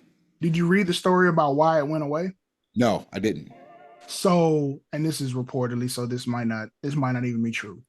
But reportedly, CM Punk was a proponent for eliminating the ranking system simply because I guess there was no real formula to it. Because you remember how things got all crazy when like Wardlow was completely undefeated and on a streak, but he wasn't the number one contender, and then they found a way to put Moxley as the number one contender. So it was like, look. And then they gave him the TNT title to pacify him, and then took the TNT title off of him and made him like they broke in the car. Oh no, that's the second time he won it. The first time. That's what I'm saying. Like, it was a whole bunch of convolution that was going on just with people like Wardlow. That's been Wardlow's AEW career's convolution. That's Wardlow's self pay-per-view convolution coming to a pay-per-view outlet near you. So reportedly that was, a suggestion of CM Punk's like, hey, we need to do something different. This ain't really working. Let's get, take it away. Now it's coming back. I don't know how much better that's going to make the product, but it's something else. Well, before we go to Peacock for this Saturday's Royal Rumble, the CAC pause. Let's take it to Vice, or at least we hope it's going to be on Vice. If Swerve ain't ranked number one, throw the whole list away. Dark Side of the Ring is making a return for season 5. We back outside. Tragedy strikes. Announced so far. Okay. Brutus Beefcake. Parasailing. That's going to be part of it. Harley Race. That's the one I'm most interested in because I don't know what part of Harley Race they're going to discuss. Pause. Mind you, by the time he gets to WWE, it's like Jericho going to AEW. He's long past challenging for the NWA World title, never even sniffed a title in WWF. In fact, he became the King of the Ring. And even that was snuffed from him by JYD. They were trying to turn him into a character at that point. Yep, handsome Harley Race. Yeah, well, like we're not in what's your finish, kid. I'll move. Like we're past that. Well, it should be interesting though, because we get to see the Kansas City Harley Race more so than we do the early '80s NWA, mid '80s WWF Harley Race. And maybe I'm just not educated on it. I'm trying to figure out, okay, what part qualifies for Dark Side of the Ring? I'm really interested in that episode. I'm guessing it probably has to do more so with his biography, like his home life, maybe even stuff that happened in Kansas City, because apparently I think he was a booker in Kansas City. If it wasn't his territory, so who knows? Like he did manage Vader for a while. And then there's stories about there's a dark side there. Yeah, like he's done some questionable stuff. Like, but it was booked that way, and this is during the Bill Watts era, so you already know what it was centered around. Yep, but, especially when you have a JYD who's back in WCW at that time, and that Watts is there, and Ron. They're building Ron Simmons as So you know Bill Watts has a plug and play formula. Butch Reed was suspended under Watts for no reason, which probably means he was just fired. And Butch Reed got his win underneath him from Bill Watts in the early '80s. It's we'll see. That's probably who needs a Dark Side of the Ring. Butch Reed? No. Or Bill Watts? Yes. He kind of had one with the whole Tales from the Territories, but yes, I totally agree. He needs a Dark Side of the Ring. Because that Hank Aaron situation needs to be discussed in public. We already saw part of how he handled JYD. Just a lot of that stuff just needs to be called to the carpet while there's still time to make someone maybe answer for it. What happened to the UWF Mid-South Library needs to be discussed. and I All of believe that. his ex-wife is still alive. I know she would love to talk about it unless she was gagged. I mean, if you gonna write a check, anybody's talking for a check these days. Listen, yep, pay off the gag and let the check write itself at that point. Did you sign an NDA or did you sign the idea of an NDA? You signed the NWA. Kurt Angle is on this season of Dark Side of the Ring. Boy, that's gonna get real entertaining. That should be 2 hours. Like after his biography, like his story that's on Peacock. I mean, that's amazing, but that should be a 2-hour episode. Yeah, so we'll dip into the episode. He should be one of those double episodes like Pillman. Chris Adams, man. Oh my God. I've heard some of the stories that are probably gonna get brought up on this. Chris Adams was outside. Him and Gino Hernandez were a tag team and legit best friends. Fooling in these streets. Stone Cold Steve Austin, Steve Williams at the time, stole Chris Adams' wife as Chris Adams was training Stone Cold. In real life. Chris Adams was arrested while at the tail end of his career in WCW. And then, yeah, you got to watch the rest. You got to watch this episode if you don't know his story. But I'm certain that episode gonna be fire. And his claim to fame was the fact that he was the first person to bring the U.S. in mass the super kick. Yes. So everything from like Shawn Michaels, he had to get like the christening from Chris Adams for him to use it. Oh no, I'm certain they crossed paths at the Sportatorium at some point. Because I mean, Shawn Michaels did start in Oklahoma, and he did come through Dallas at one point. He did. Sandman.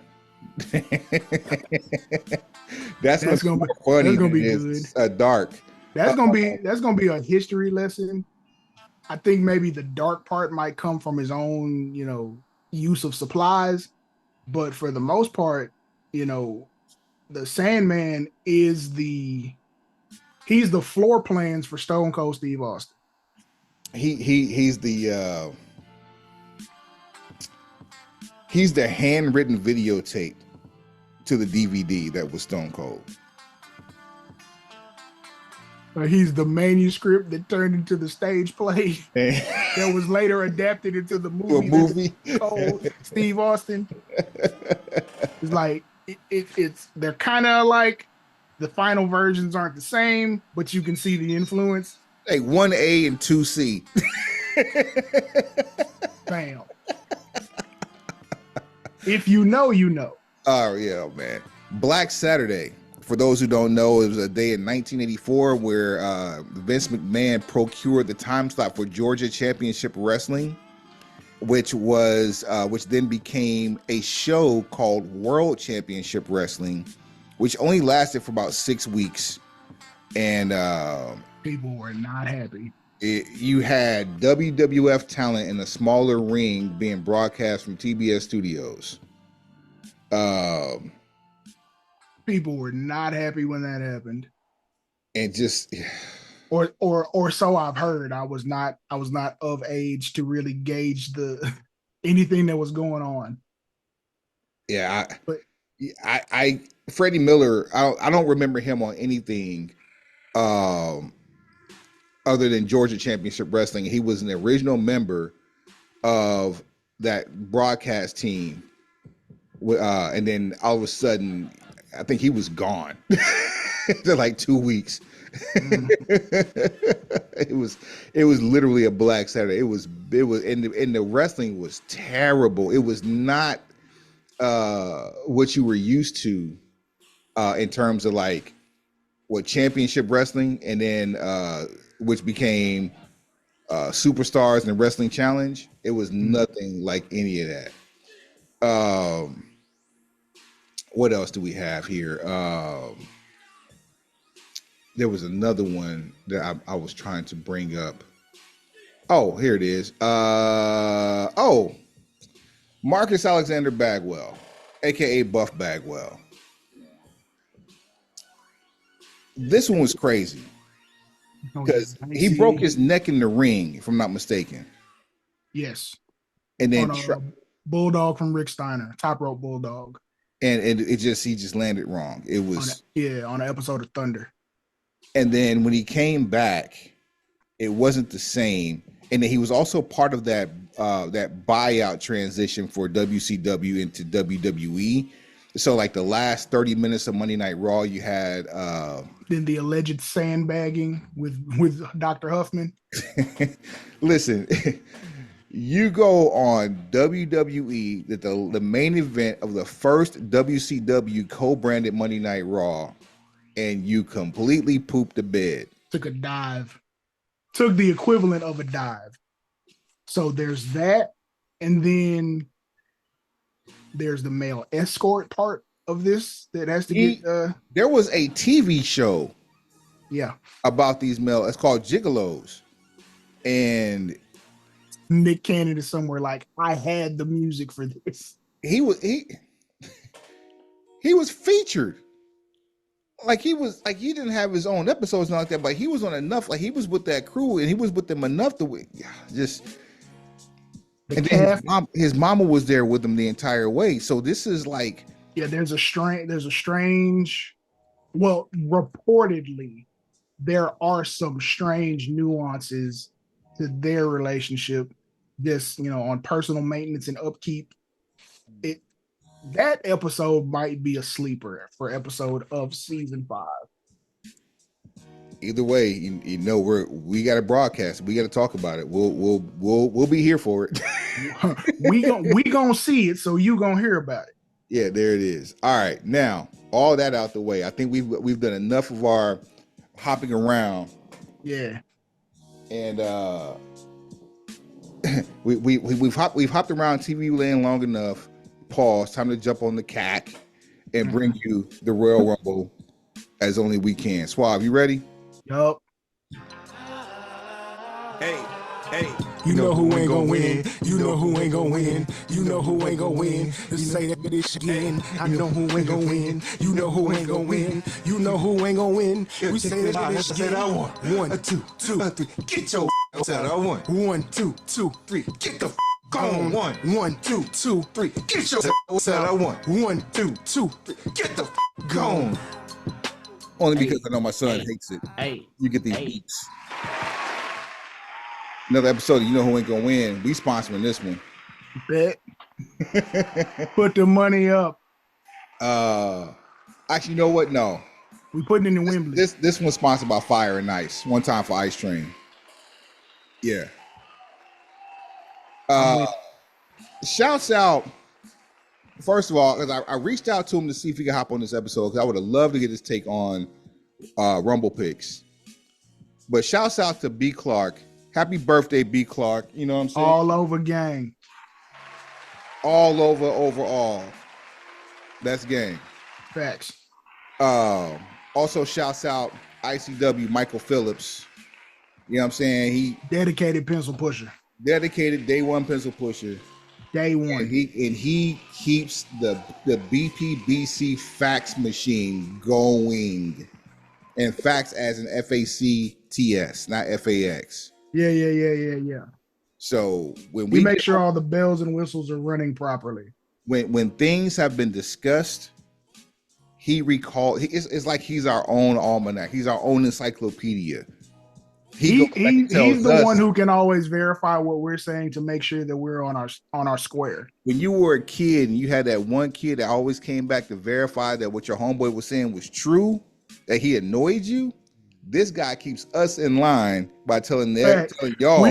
We cannot get on here and say anything that is not factually true or structurally accurate, or we will be called to the carpet. So it makes us better. And when other people recognize that we've said these things and we forgot that we said them because we just spitting off the top. Yeah, you can't write this. Salute. It's a hashtag. It was the first hashtag. Bing bong. There's that. So yeah, shouts out to you too, my guy, Michael Phillips, pencil pusher extraordinary. You know what I'm saying? It's a whole lot of gang going on around here. We might start doing it, highlighting the pencil pusher every week. Hey, after Greensboro, we got 22,000 options. We should do it like employee of the month. Pencil Pusher of the Month. Show brokenpencilbc.com, brokenpencilbc@gmail.com. Tap in at brokenpencilbc on all things social, at brokenpencilbc on what? Everything. All right. Royal Rumble 2024. So far, we only have 2 matches and that matter. Royal Rumbles. Oh, I was going to say 2 matches that matter. Both of them are Royal Rumbles. Wrong. We actually have 3 matches that matter, and Logan Paul versus Kevin Owens for the U.S. title. Swap, who ain't gonna win? That is rude. That is so rude. Kevin Owens ain't gonna win, but you're rude. He ain't gonna win. KO's gonna give a hell of a performance. He gonna make sure Logan looks the way he needs to look. The story, we already know the story is the hand. That story is that hand. Facts. Logan Paul is not taking an L till we get to WrestleMania 40 weekend, and I can almost guarantee you who that's gonna be. What? Oh, who's that? Let me talk to you. Yeah. Look. The only thing that keeps LA Knight from beating Logan Paul for the United States Championship at WrestleMania 40 is a catastrophic injury, which we wish on no one. He's been injury. I think he's been injury safe his entire career. Let's not jinx him. All you got to do is keep driving this ship, tread this water. You're going to get it. All right. For your WWE Undisputed Grand Championship, your tribal chief and head of the table for now. Everybody just relax. I hate this is about to be a running joke. Everybody just relax. Everybody just relax. Easy. Take a step back. Breathe. Breathe. Exhale. Take it easy. Take it easy. Roman Reigns taking on Randall Keith Orton, AJ Styles, and LA Knight. Yeah. Swap, who ain't gonna win? Anybody not named Roman Reigns. Thank you. Good night. We did not come this far just to come this far. Not at all. Not at all. Look, some of y'all ain't gonna be able to stomach it, and y'all are ready to get off the roller coaster. I'm sorry. It just ain't it. As of today, there have only been 11 people announced for the men's Royal Rumble match. I actually like it this way. Listen, the fact that you have former Rumble winner Randy Orton, former Rumble finalist AJ Styles, and LA Knight all in this match against Roman Reigns, and they're not announced for this Rumble, that means that it's possible they could show up. And I really think at least 2 to 3 should show up in this match. I think it adds a level, especially depending on how the match plays out. If someone is like on the cusp of winning and for whatever reason just doesn't get where they're trying to go, having them re-enter the Royal Rumble at like a mid pick and make it close to the end, I think that's good business. Like specifically like an LA Knight. So let's say you had LA Knight. He comes close to winning again, but for whatever reason doesn't. Goes back to the locker room and ends up crossing paths with Logan Paul. They have a brief little dust up or just a brief conversation. LA Knight comes back out into the Royal Rumble, say around pick 16. Works his way towards the end. And when it's close, maybe not final 4, but final 6, final 8, somewhere in there. 6, yeah. And you think he's basically about to win the Royal Rumble and get his solo match again. Here comes Logan Paul. You get the Sid Justice Hulk Hogan spot where he ends up being the reason he gets eliminated. Boom, we're off to the races. Let's run it down here real quick. Run it. Cody, Punk, we know that from Raw. Right. Shinsuke, Bobby Lashley. Yeah. Drew, Gunther, Walter in our house. Yes. Chad Gable, Otis, Akira Tozawa, Kofi Kingston, Damian Priest. Are those people are listed? These are guarantees as of today in the Rumble. Okay. All right, and how many is that? That's 11. Okay. So I said 2 more. So you got 19 to figure out. I know who should be number 10. Who? A returning Ty Dillinger.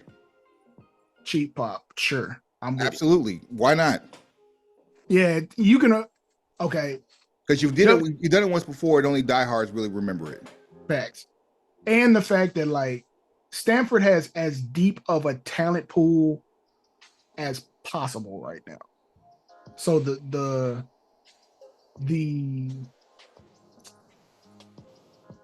options are endless for them right now about what they can do. And that makes the Royal Rumble more compelling because it's like every entrant is Christmas. You could actually start some inter-promotional beef as well as intra-promotional beef at this Rumble. NXT has an event on Sunday. Mm-hmm. Why not bring in Melo and then also Trick Williams, who Melo is actually on SmackDown. Trick Williams and Melo are in the Dusty Classic. They already got beef because they'll be, if they win the Dusty Classic or go to the finals match is the same night as Dragunov versus Trick Williams. Suppose there's a lot in the Rumble. I mean, there is a lot of cool stuff that goes along with that, and because there's so many different plot points that could overlap in this year's Royal Rumble. It's really going to be compelling to watch. Was Jay Uso on that list? Nope. So put Jay and Jimmy on there because at some point you got to start the build for those two because that's WrestleMania bound. Why not throw Solo in there? Solo, because look, it's brewing with Solo. Mm-hmm. Just and that's how it's probably not ending anytime soon. There's bubbles in the water, but it's not boiling quite yet. It's not a rolling boil. Top of the 5th. We're in top of the 5th. Sidebar. Zilla is back wrestling in Texas, not at Reality of Wrestling. But guess who is now a client of Booker T's at Reality of Wrestling? Who that? The Samoan werewolf, Jacob Fatu. And you are a step away from Stanford, my man. Another step closer. I mean, look, if we just willing to look the other way just one time on this minor offense, I think we can do some business. I just think we can do some business. Tama Tonga is currently Tonga said goodbye to New Japan. He's available. Listen, top of the 5th. Top of the 5th of the Bloodline story. So there's that. Is Tonga Loa hurt? I'm not certain. Couldn't tell you. What is Fale doing? He's the leader of that OG Bullet Club.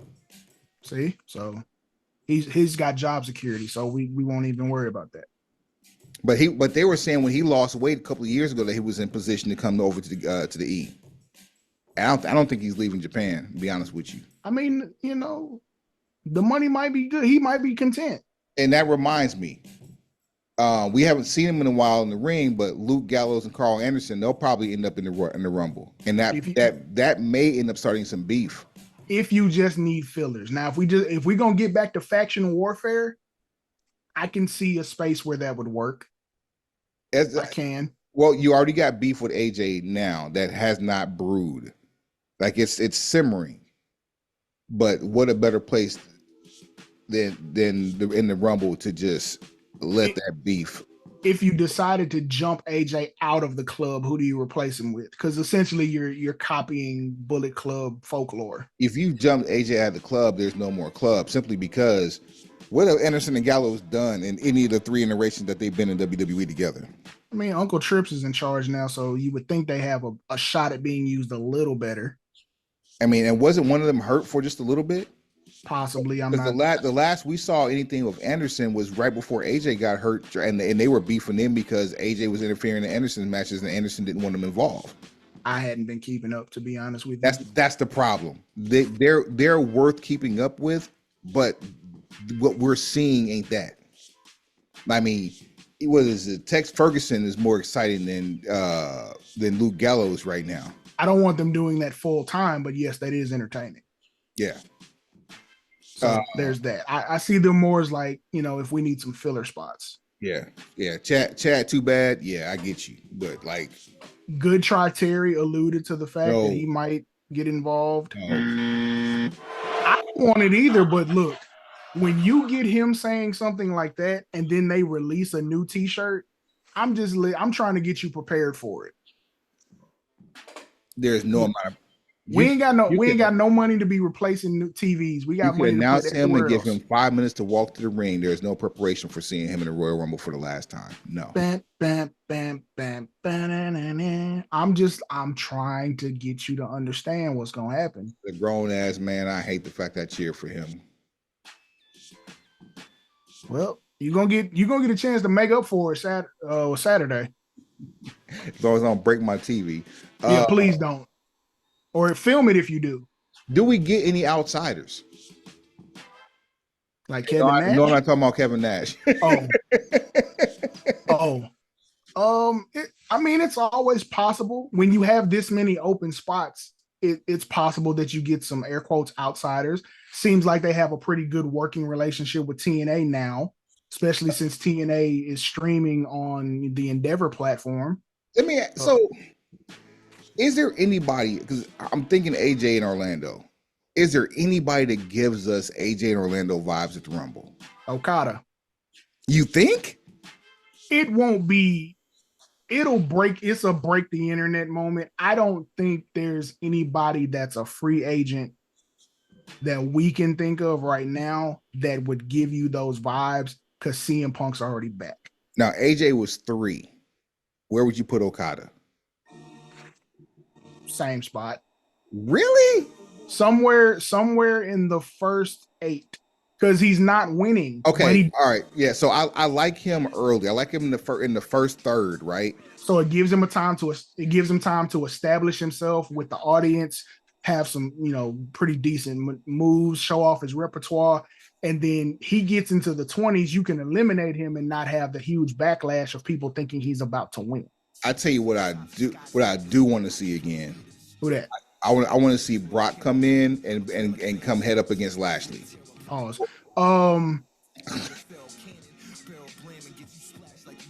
I'm a child. It's Brock Lesnar in a Royal Rumble it's either all or nothing with him. So it's either this is going to be a short night and I'm going to get fluke eliminated to set up my WrestleMania match, or I'm going to end up in the final 4. While I have no qualms whatsoever with Brock Lesnar being involved, what I do know is that if Seth Rollins is going to attempt to make his Kung Fu Panda pillage come true, nobody's looking for Rollins Lesnar 8.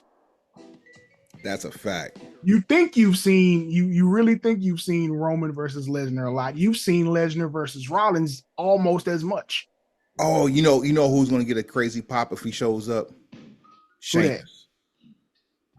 It's a shame within Crossed. Oh yeah. Bring that back. Bring that music back. That's why I would do it. 3, 2, 1. It's a shame. Oh man, yeah, that's hard. That's hard. Anybody else? Basically on cruise control at this point. Nobody that's gonna have the impact of AJ Styles, because how many of those people are just out floating in the atmosphere? Well, funny you should mention that. Let's talk about the women. Announced for the women's Royal Rumble match, 6 of 30. Bayley, Nia Jax, Becky Lynch, Bianca Belair, Maxine Dupree, and Ivy Nile. Excuse me? That's it. Those are your 6. Bayley, Nia Jax, Becky Lynch, Bianca Belair, Maxine Dupree, Ivy Nile. That's your 6 for the women's Royal Rumble that are in the women's Royal Rumble match.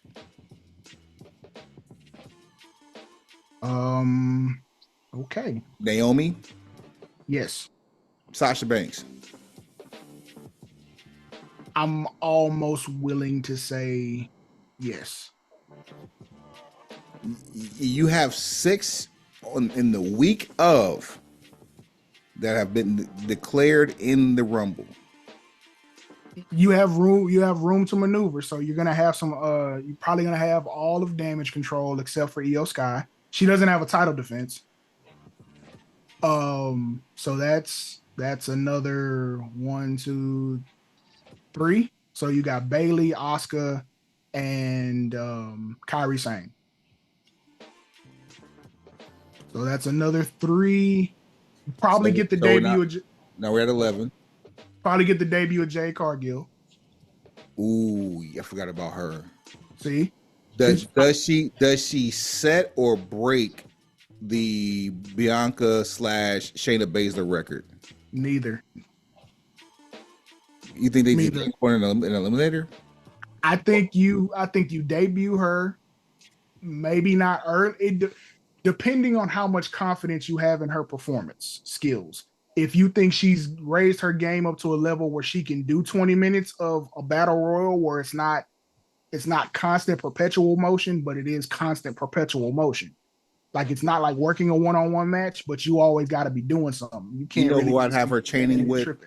Who I'd have her chain training with for that very reason? Who? Natty and Nia Jax.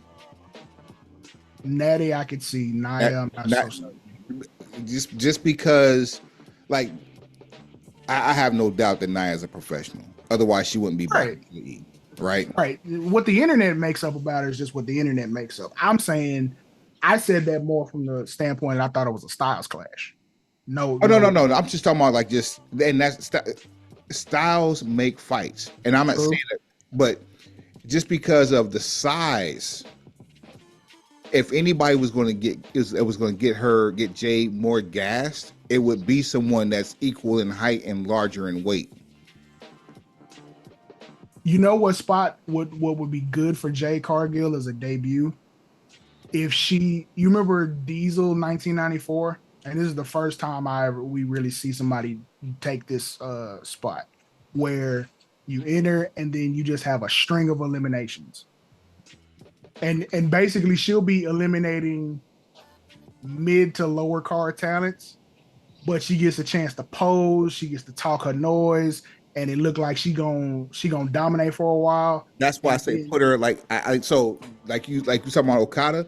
Like if you're gonna put him in the lower third, I'd say put him at like 7 or 8. Jade Cargill, same position. Right. And then she would run roughshod from like 8 to 14 or 15. Yeah, I was thinking somewhere in that range. And then do like a Drew McIntyre spot where like how Lesnar got eliminated. And then you know who number 16 is. Who? I'm on my own against the wall.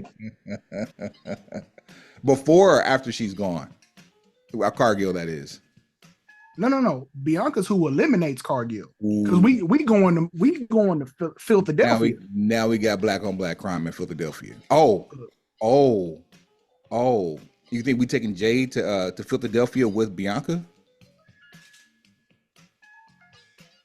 Wait. You said we doing what? We taking Jade to Philadelphia with Bianca? Is we trying to make money or is we not? I figured we get the belt back on Bianca, but yeah, I mean, let's get open. I think the audience as well as Bianca would be well served to take a stretch without the title. Now just so the audience doesn't revolt. Now you're sitting here doing WrestleMania 1 style booking where a championship match doesn't matter, because that's exactly what that is. It's a great Punk versus Cody. You talked about that one at Mania. Yep. Mm-hmm. Bianca versus Jade. Mm-hmm. These are 2 matches that could headline either night of WrestleMania, although we know Tribal Chief got one of them nights. Exactly, but those two matches could headline either night of WrestleMania.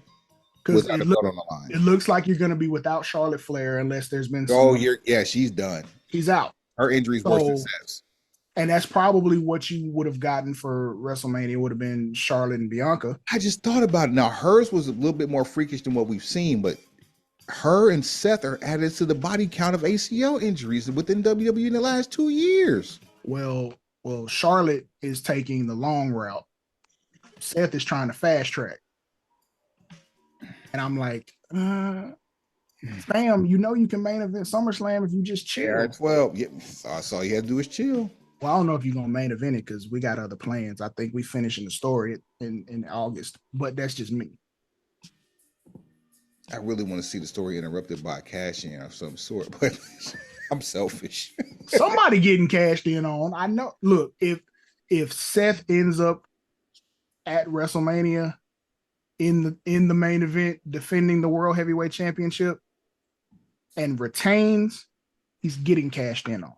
We got till July. He's getting cashed in on. Then I'm willing to make some sort of wager on that.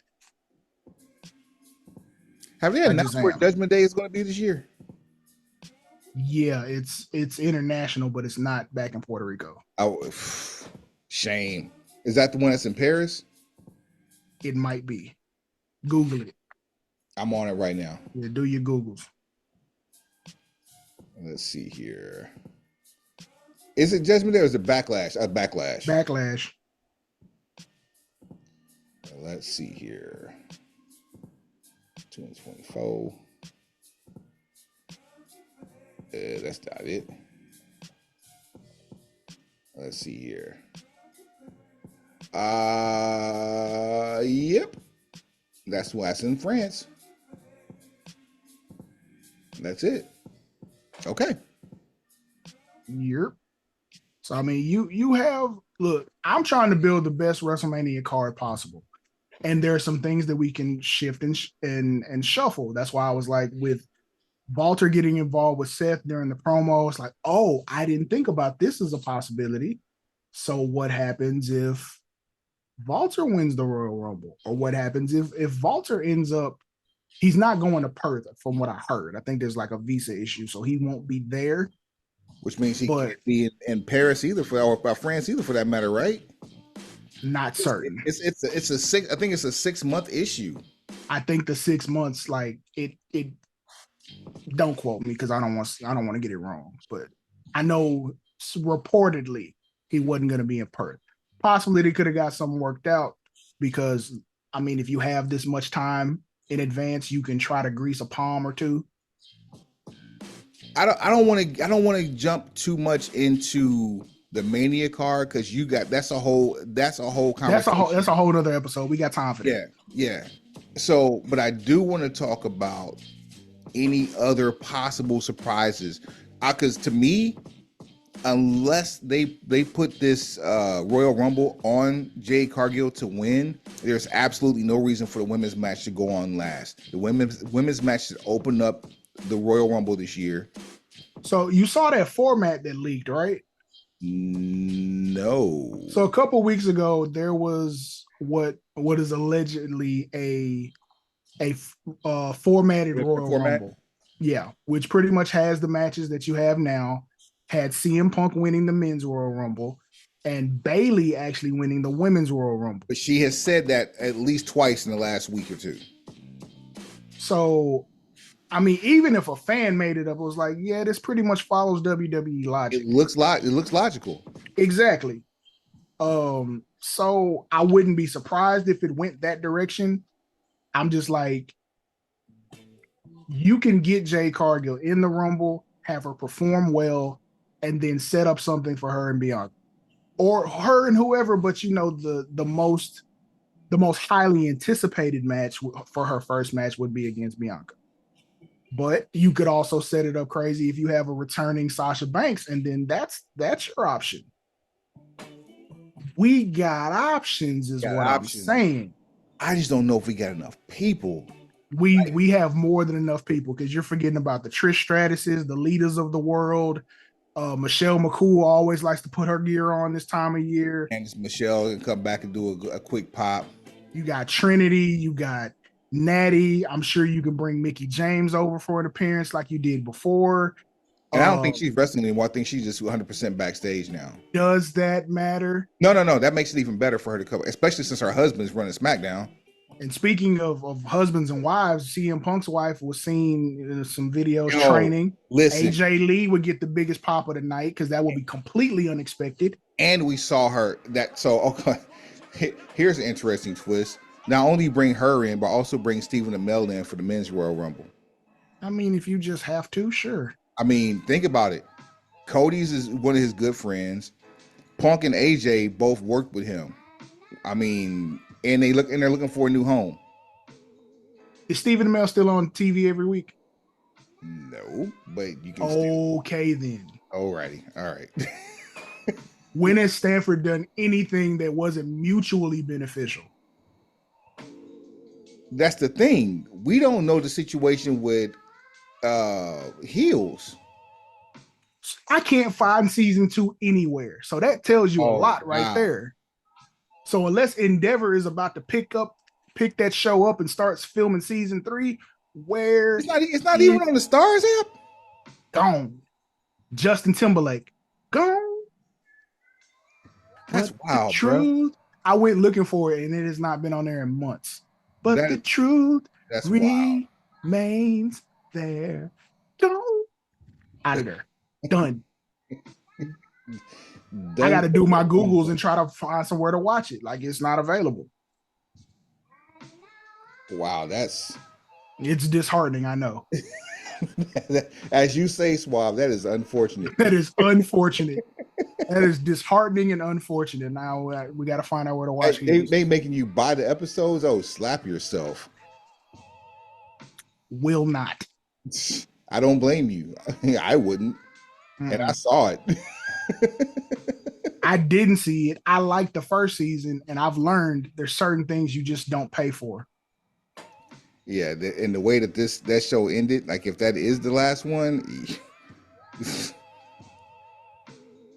So, I'll do my necessary Googles and track it down. I'm sure there's a way for me to get a hold to it. Also. Well, you got the hashtags, you got the email, show at brokenpencilbc.com, brokenpencilbc@gmail.com, at brokenpencilbc on all things social, at brokenpencilbc on what?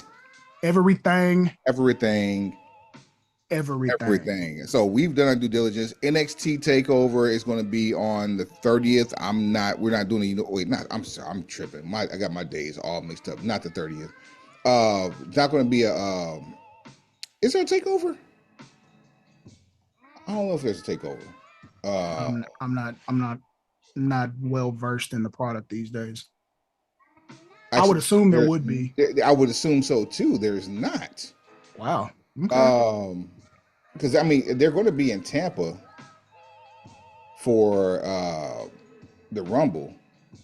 Well, tell him, Hawk. What is this? Oh, now that you say that, you mentioned Hawk, and it made me think of Paul Ellering. So there's 3 more people who are going to be in the Rumble. AOP and Karrion Kross. Yep. And so that means that Scarlett could possibly be in the women's. Possibly. You could put the Street Profits in there with Bobby Lashley, the Pride. Now, I'm hoping, and I'm going to go with the idea that this faction has been named the Pride based on like a pride of lions versus we're prepping for February. That's all I'm going to say. I'm not mad at it, but I'm just like. I'm not either, but it can't be. Nobody's that dull. Yo, why NXT got new colors? The hell? We experimenting, I guess. We try to find the right mix. As long as it ain't broken pencil green. It's black and gold with white with orange trimming. Like, what are you like? Is this Halloween Havoc? Baby, it's juvenile. You don't know he on fire. That's you with that big body beard, huh? That's you with that orange around your logo, huh? You missed them rainbow, huh? No more Skittle, huh? Skittle in June, huh? Look at that. Chill, oh, we better get out of control, man. That's why I'll take him to the house. Hey, who's your number 30? Ooh, in the men's Rumble, who's your number 30? Randy. The Rock. Oh. That's why they pay me the big bucks. See, now I'm washing lettuce. then fries, then the grill. Another year or so, I make assistant manager. And that's when the big bucks start rolling in. Pencil pushers. Heads up. Wait. Tell them what they need to do. Oh, like, rate, share, subscribe, tell a friend, tell that friend to tell a friend, and then tell that friend again. Pencil pushers. Heads up. Pencils down. Love you, Big Hogue. Rest in peace, brother. It's a train coming through. Full ice. Yeah.